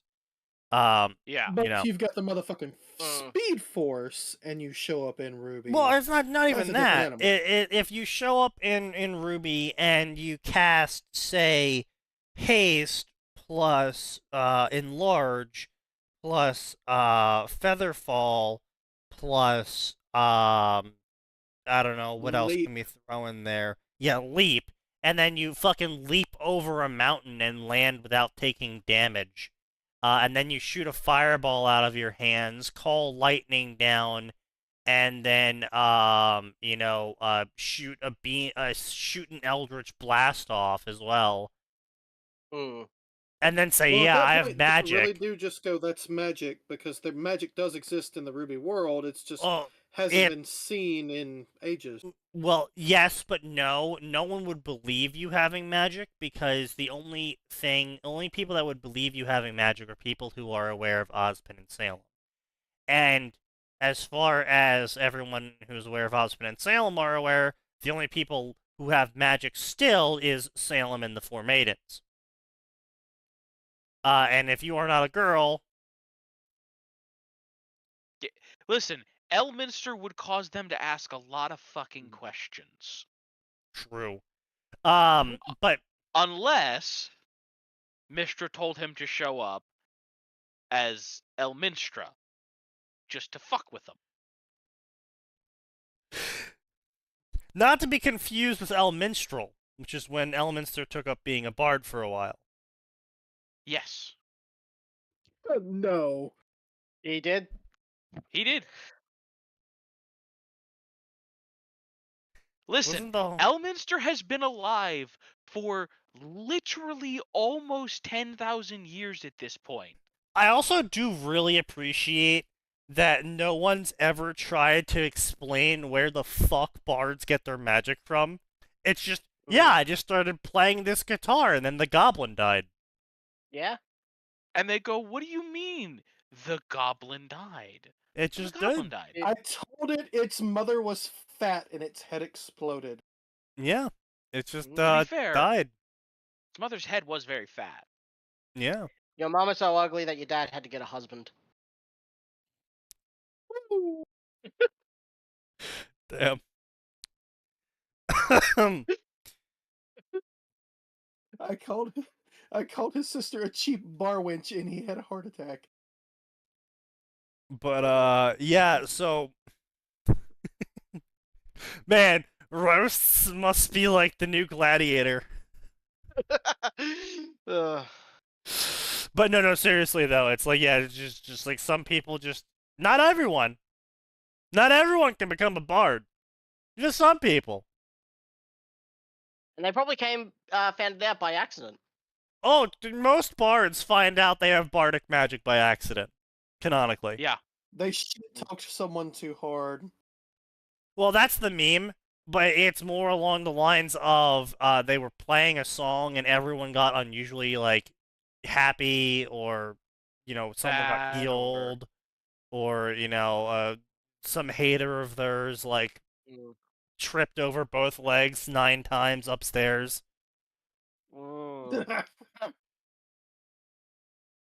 That's typically how bards find out they have bardic magic is they play a song for everyone and then positive or negative things happen to people and they go, wait, that was occasionally it's the bard goes, I want you to, you're so fucking ugly, I want you to die, and the person dies and the bard goes, oh, fuck, I have to leave Shit. town. Oops. Yeah. You can't believe that was me. But yeah, so fun stuff. But anyway, yeah, Local point being though wizard is like like if you showed up into Ruby and did some complete and you did a bunch of things that you couldn't explain by having one semblance, like you did a bunch of unrelated things. You conjured a skeleton, you casted haste, you then you threw a fireball. Through a fireball, yeah. Well, I mean, fireball, you could say like, oh, well, you're just dust casting with fire dust. So maybe You not implanted elementals. yourself with dust. And Maybe you know what? That's fair. enlarge. Sneaky. Enlarge. Yeah, enlarge. Oh, Sneaky, I was gonna go with something much more fun. World What's that? wave. Oh, that too. Yeah, that's fair. But yeah, if you show up and you cast a whole bunch of esoteric spells, you sleep. Sleep's another classic. And then say I have magic. Canonically, a majority of the characters would be like, no, you don't. That's just a really weird semblance. With this using. Same thing with Worm. With Worm, I can sort of understand because you have a really eclectic power set with everyone, and superheroes are so prevalent. But even DC managed to sidestep that, and it's like, yeah. Some people got superpowers. Some people are just fucking aliens. Some people are from the future, and this guy, he just. He made a demon summoning circle one day, and a demon fucking popped out, and now he's a warlock. We don't talk about John Constantine. How did he know to make the demon summoning circle? No one really knows. He was just drawing it one day, and it bled on it a little bit, and then boom, a demon. Hey, you want to know what the Not for worst thing magic, is? They usually. You know what the worst part is? Somehow, still less of a problem than than Zatanna and Zatara. Yeah. I was about to say Zatanna is the one they usually go to for their example of magic in DC. And I mean, can you blame them? No, but still, the point being is that they're just straight up just like, yeah, also magic exists, and all of the hells are real, and all of that fun stuff as well. Demons are real, angels are real, and they're dicks. But yeah, By the way, Worm, there's this dude named there's this dude who runs Sleep. Don't fuck with him. There's also this dude who runs Dreams. Don't fuck with him either. Yeah, don't fuck with those guys. But can't forget the Chaos and Order dude. Oh, and if you die, don't bother fighting. But yeah, so it's just like Worm has this major issue where it's just like someone shows up and shows off powers and they're like, yeah, it's magic. It's like, haha, yeah, buddy, you're insane. It's like you guys don't even it's not like, Ruby where they know what aura is and can test for it and can measure it and do everything with it. It's not like DC where you have every fucking power set and everyone just believes it. Like in Worm, they don't even know where the fucking powers come from. They have no method of measuring them. They have no method of finding the source of them. They don't have any information on them. And someone comes out and is like, "Yeah, my powers are because I'm a wizard and I cast spells." And people are like, "Yeah, sure, buddy. You're lying. You're just a someone like parahuman." that in Worm, though. I know. It's almost like I'm using an example. Whoa. Damn, that's crazy, Oof. right? Yeah. Do examples not exist in Australia? No, examples No, don't it's all exist in alcohol. Australia. You see, the It's all problem with alcohol. examples in Australia is they were the example, so because they were the example, they can't have examples. Yep. So that's why they have all the dangerous things. Exactly, right, yeah. It's just, Like it's the how it exploding works. trees. I don't make it up, it's just how it is. Yep, that's how it is. But yeah, so it just, I really hate that about, it's also becoming more prevalent in a lot of properties, where, I don't know anything about powers. I don't know where they're from, but I can say you're wrong about your explanation about where powers are from. Why are you wrong? Because you're stupid. Duh. Oh, I see. Excellent argument. You may not be right, but neither am I. What's your basis for those facts? I made it the fuck up. Okay, cool, great, thank you. It came to me in a dream. But yeah, Hello there, it's just I see it Armstrong. I see it in a lot of modern shit now. Of just we're not gonna tell you where shit's from or how the powers work, but we're also gonna tell you that everyone who claims to know how the powers work is also wrong. Because we want to be mysterious. Or because we're fucking lazy. Yeah, too. It's just, it's really annoying in Worm. It's just really annoying in Worm. Especially when the authors try and write like Taylor going into other realities, and yes, she doesn't always know she's in another reality quite so yet. But it's like if you see 30 people with elf ears, maybe that's not 30 changers with all the same power. Maybe, just maybe, They're elves. they're not human. And they, yeah. Maybe. Could it be the fucking Wild. elves are in fact fucking elves? Yeah. Wild Maybe they're supposition not here. people. Elves fuck elves. Elves are supposed to fuck humans. Beat the elves to death. Burn the forest down, leave no survivors. I'm sorry, Actually, it's no. just my Keep several survivors so that you can begin breeding half human, half elves who, live longer. my brain immediately just No. went to what the subreddits would look like, where it's elves fucking humans, and it's all just like elves committing genocide on humans and shit like that, and then r/humans fucking elves, and it's just porn. Yes. Well, of course it's just porn. Sign made it. Yes, of course. Yes. Elves are for breeding. Elves are for burning. The Warhammer Fantasy Dark Elves would like a word with you sign. And yes, Cyan, that is a funny part of the Worm Wizard where he shows up and is like, yes, these are my spells because I'm a wild and wacky wizard. When in And everyone's reality, like, the only thing that's wild and wacky about him is his mental state, even given the state of Worm. True.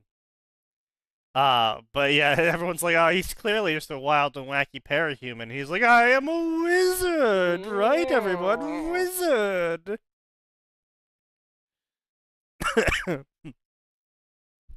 No, he explicitly started off, "Hello, fellow parahumans." No, I'm I'm aware he absolutely not a started. wizard. Yes, I know, but it's yeah. The point is that he opened up with sarcasm and the most suspicious statement ever for someone to say. Yes. Hello, fellow parahumans. Absolutely. I too am also a parahuman and definitely not a wizard.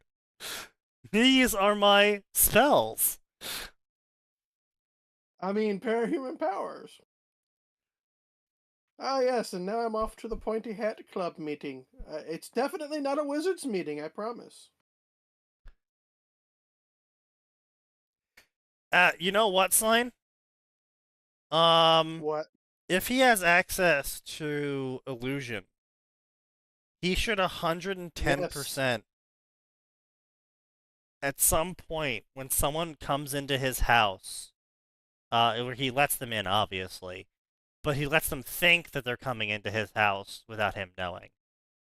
He has to set up a room with a giant, a stupidly long table in it, with a bunch of other illusions that look like wizards, and it's like got a fucking banner behind him, you know, Webley's Wild Wizard Meetup or whatever the fuck, you know, come up with Wizards meetup. gone wild. Just something that's just www. Yeah. Yes. Also, some I'm just gonna say, Sign. Wizards alliteration. Gone Wild is Mistra's third favorite thing to watch on the Weave. True. Yes, it is. But yeah, just have Usually him because she's dress up causing the it. entire room to look like he's having some big important meeting with a bunch of other people who are also illusionary, who are also wizards, but make it like hologram illusions, so it looks like the people are being projected to be there instead of actually being there. Yes. And it's just make them all say the dumbest shit possible, you know, ban spell list, etc., etc. Yes, all the wizard memes, yes. Everything that was said in this room was a lie. He introduced himself, though. Shit. Yes, exactly. 99% of what was said in here was a lie. What wasn't? The part where he introduced himself. No, the part where he said hello. Oh! No, even better. The only unbanned part spell that... list. That was all true, actually. What do you mean, the unbanned spell list? What, did you miss the Great Academy Ape? Yeah, Greater Academy Ape. The lie detector said it was purple. That's not a true or false statement. I'm aware. It said it was plaid. It's going plaid. You have a chance to do the funniest thing. But yeah, so anyway, Taylor is doing some shit that no one fucking cares about because the author is trying to jam in Monster Taylor story.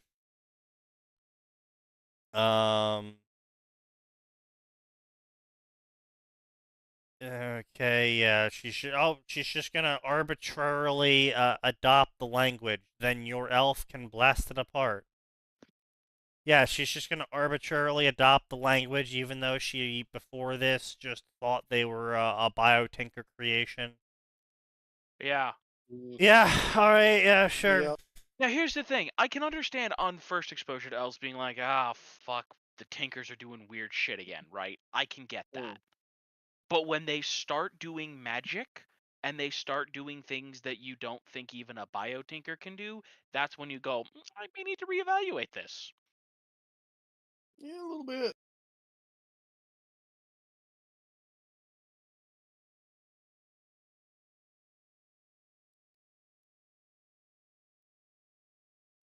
I was just rereading Worm, and it really hurt seeing how much Taylor wanted to matter, wanted to help people because she thought it was the only way she could justify her existence.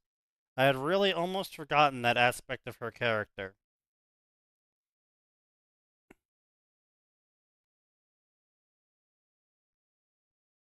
Yeah. I'd like to forget several aspects of Taylor's character. Yeah. I'm sorry, Most what of them, in character were fact. we talking about? I thought we were talking about someone interesting. Right. I mean, it's not like an Undying Scarab. We had Taylor do some really stupid shit just because a single person who has no power over her asked her to be a hero. Woo. And then Taylor did fucking mental gymnastics to reach the point where she would agree.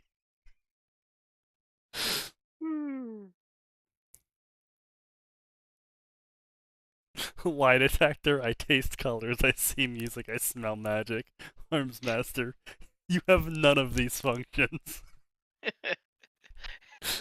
And then Elminster says that, and Arms Master goes, "You do have all of those functions."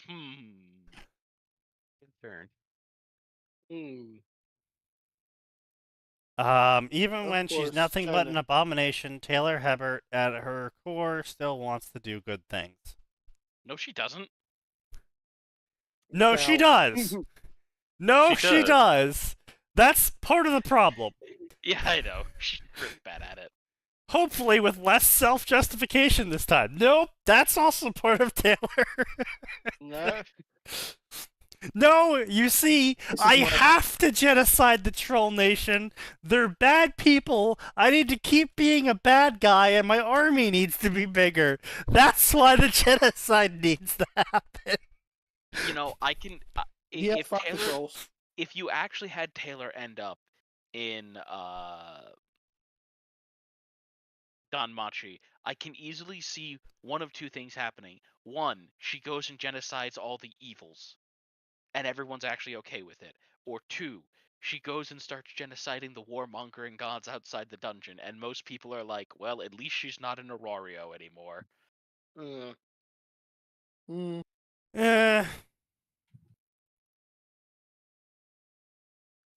The thing is that the gods aren't hard to kill. Gods are basically the average humans.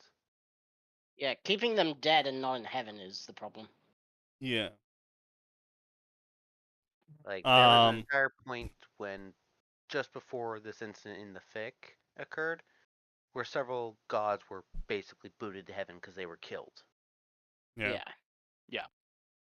So it's not particularly hard. Getting to them is the harder part. Debatably. But yeah, no, I mean there was a list of there was a list of places I wanted the Remnant 2 character to visit just for torture purposes of both the main character and actually mostly just wanted to torture 2B and 9S because I thought it would be funny. Where going from near Automata, they then go into Fallout, into Horizon Zero Dawn. That's another one added to the list. That'd just also be funny. Yeah, humans exist, except actually they're also still being attacked by machines. What other fucking games was it? There was another fucking game that was a fucking wasteland. Frostpunk, yeah, that's what it was. A Frostpunk bad ending. Oh yeah. All the spilled oil. The list has now reached 4 million banned spells. Greater testicular torsion. Oh god. Geneva Solutions. Animate firearm. I like that one. Well, at least it's not animate testicles. Oh no, that's on the list. That's on the list. The cantrip mend butt crack has also been added to the list. No, that was one of the. Was that an age ago? That was actually the reason the Conclave was created, to specifically ban that spell. Yes. Yes. Transmute butthole to taste buds. Really, just the entire butt line of spells was the cause of the council. Transmute butt. Although I believe the most heinous and listen, it doesn't get as much attention, but asshole swap didn't get nearly enough attention on that ban list. I'll be honest. I think that's the underrated dark horse. Swap. Our I'm afraid word to ask what that one grudge. does. Mods, Listen, dry his listen. kidneys. Listen, there's a reason I ate all that Taco Bell so confidently, sign. Oh, yes. Well, that's more colon swap than it is asshole swap. Yeah, a little bit of both. Little a column A, little a column B. All of it's terrible. Yeah, I mean, if you're plugged up, just eat some Taco Bell. You won't be. You Or see, just drink a sign. gallon of olive First, oil. what I mean, did, it's the same you fucking see, sign. solution. The first step of my crime was to eat 17 MRE cheese meals. The second part of the crime was to eat I Taco consumed the round meal. For anyone who's actually took eaten a bubble seat, MREs, what? they understand that I have just created a new war crime.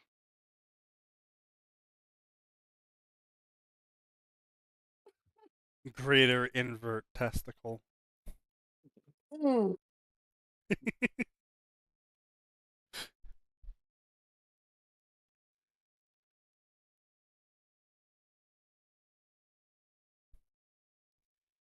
But yeah, no, I mean it's just it's a problem with Wormfix in general. I see it very often, where you have Taylor just be like really weirdly obstinate about referring to stuff, especially if she knows she's on a new planet, because that's a known thing, you know, in Worm is planets, other alternative Earths. And yeah. In large teeth.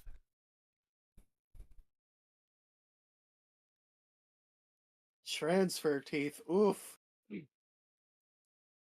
Invert teeth.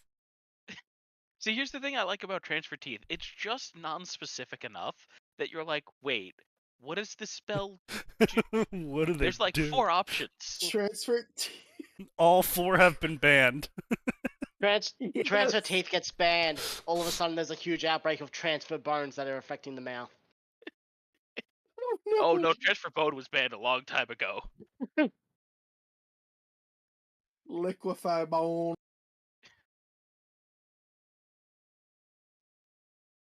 But yeah, as I was just saying, growth.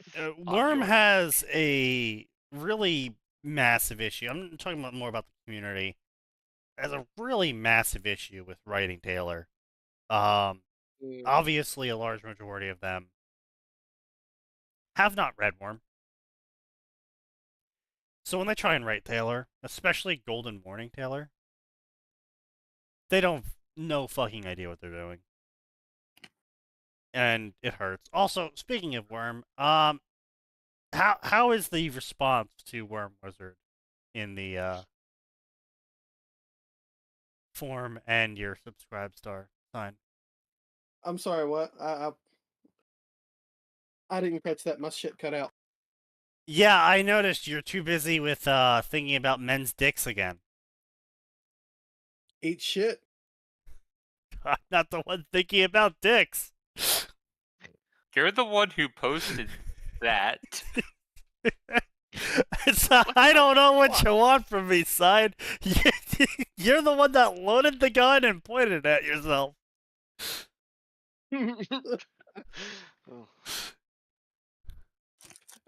Reviews are mixed on Worm Wizard.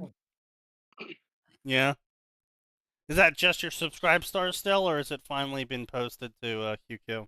It's been posted on QQ. It's under the dumping ground thread. It's not getting its own thread. Yeah, I can't imagine it will, yeah. I can't imagine. Casting Transfer Forbidden Knowledge, and it's just the entirety of Worm.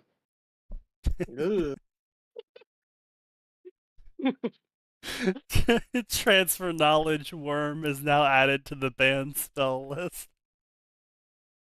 The animal or the fic? Yes. Yes. Yes.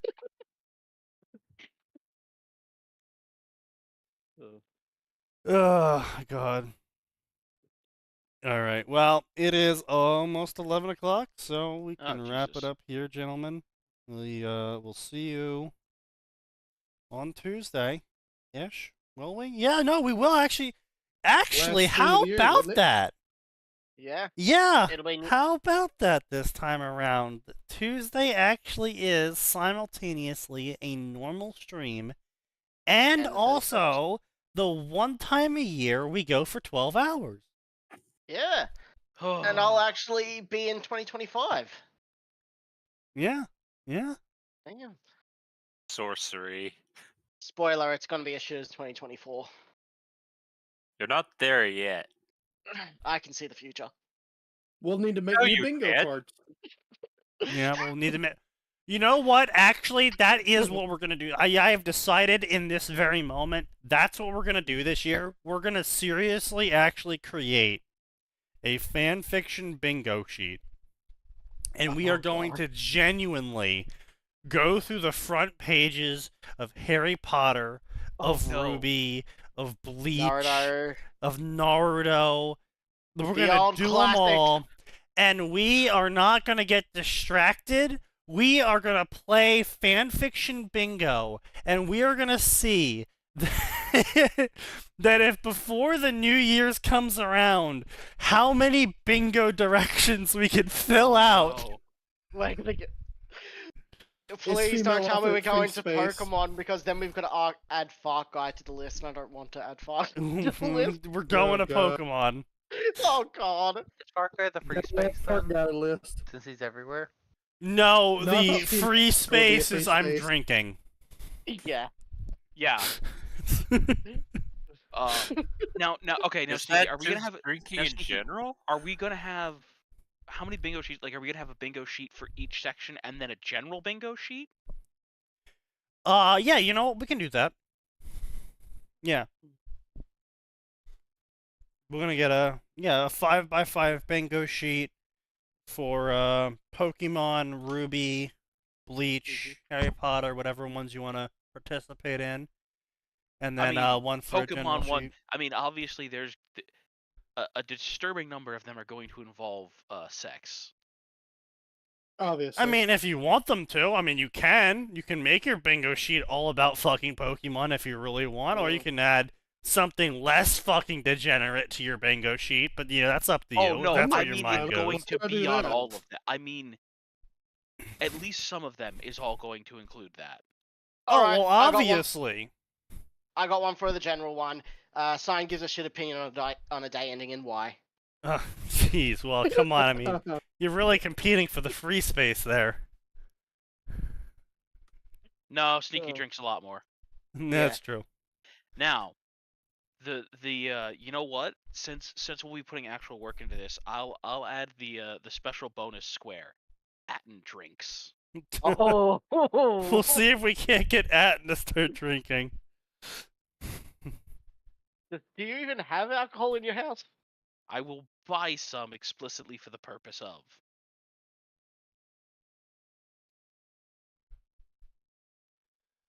Well, I mean, I guess we've got the wine. Yeah, I mean, that counts. Wine? That is not something you drink if you're taking shots for everything you know, get on your Oh, bingo card. dear fucking God. If Oh, we no, would that's not what it we is. would be dead. If we were taking shots, Oh, we would die. be fucking die. So this is how we kill Sneaky. No. No. Sneaky has enough self-restraint Just for that. everyone else. Just everyone else. No. Yeah. No, I hate to break this to you, but if we all participated in a vodka shot contest where we had to drink every time X thing happened, I would be the only one still drinking by the end of it. Maybe Kaz, but I would probably pass out before I reach the point where I die. Yeah. Yeah. Same. Also, listen. I discovered I have a high tolerance for booze. It's not that high, buddy. But also, I'm not gonna get that fucking drunk when I've got Yeah, two it's just like, that's nieces not living fun. with me. Yeah. Not Yeah. even that, I've got two nieces with me. I don't want them to see me like that. They're not even 5 years Oof. old. That's true. Yeah, that's true. But yeah, so yeah, we're gonna do bingo. We're gonna have video games. I'm gonna stream some stuff. We're gonna have a fun time. You want games? I suggest Path of Exile 2. No, No. it's games that are meant to be there for like everybody. So like for instance, Sign. If you want to participate, there's one we do every year. It is the New Year's tradition. Pick up Yeah. Interplanetary if you don't have it. Oh, Oh let's see. no. I think I have that Interplanetary? in my library. I got Enhanced Edition. Yeah, that's the Yeah. one you Here's want. enhance. Yeah. Sign. It's a interplanetary war physics simulator. You have to aim your railgun and you have to deal with gravity. It is currently Um, $2.24. It is 85% off. Yeah. We also play Lethal League Blaze, the very interesting 4-player fighter game. Last played January 1st. Very nice. Wait, what is it called? What's it called? Lethal League Blaze. Lethal League. Lethal. It can only Well- support 4 people in a single lobby. It's is not- the only problem. It's not just Lethal League, because just Lethal League is a Yeah. different game. Yeah. Yeah. At least that gets you the actual Lethal League. Blaze. Yeah, It is Lethal League Blaze. $15. Another thing we're gonna be streaming before You this also get- is Ship also- Graveyard Sim 2. You get fantastic music with Lethal League Blaze. True. That Well, I mean, is Lethal great. League in general, but Lethal League Blaze takes it up to another. Listen, hang on. I have 176 hours in Ship Graveyard Simulator 2. I'm gonna link one of the. All the songs in Lethal League are good, but I'm linking my personal favorite.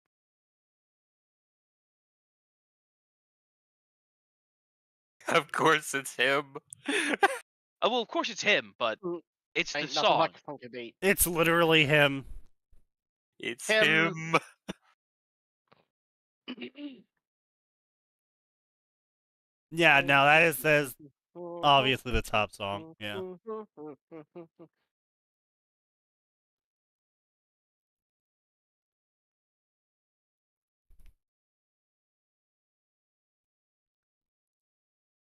I mean, as far as I'm aware, that is also Candyman's song. So I think that's It probably why might he's... be, Yeah. but Pretty sure it is. But yeah, so it's gonna be I cast host migration. Fuck you, Killionaire. Yeah, ship Graveyard Sim, Interstellar, Lethal League Blaze. Gonna read Fanfiction. Gonna make our next year's Bingo. opener Banner. card. Yep. We're gonna have a time. We're gonna have a time, everyone. We're gonna have a time. We're gonna do things. It's gonna be horrible and great. yep. Yeah. We are rapidly approaching Another year.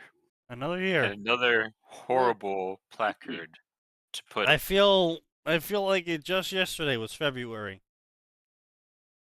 And now we're about to approach February. Yeah. It feels like I'm still stuck in summer. Right, well, gentlemen, we'll see you next time. Because there is always more, and it always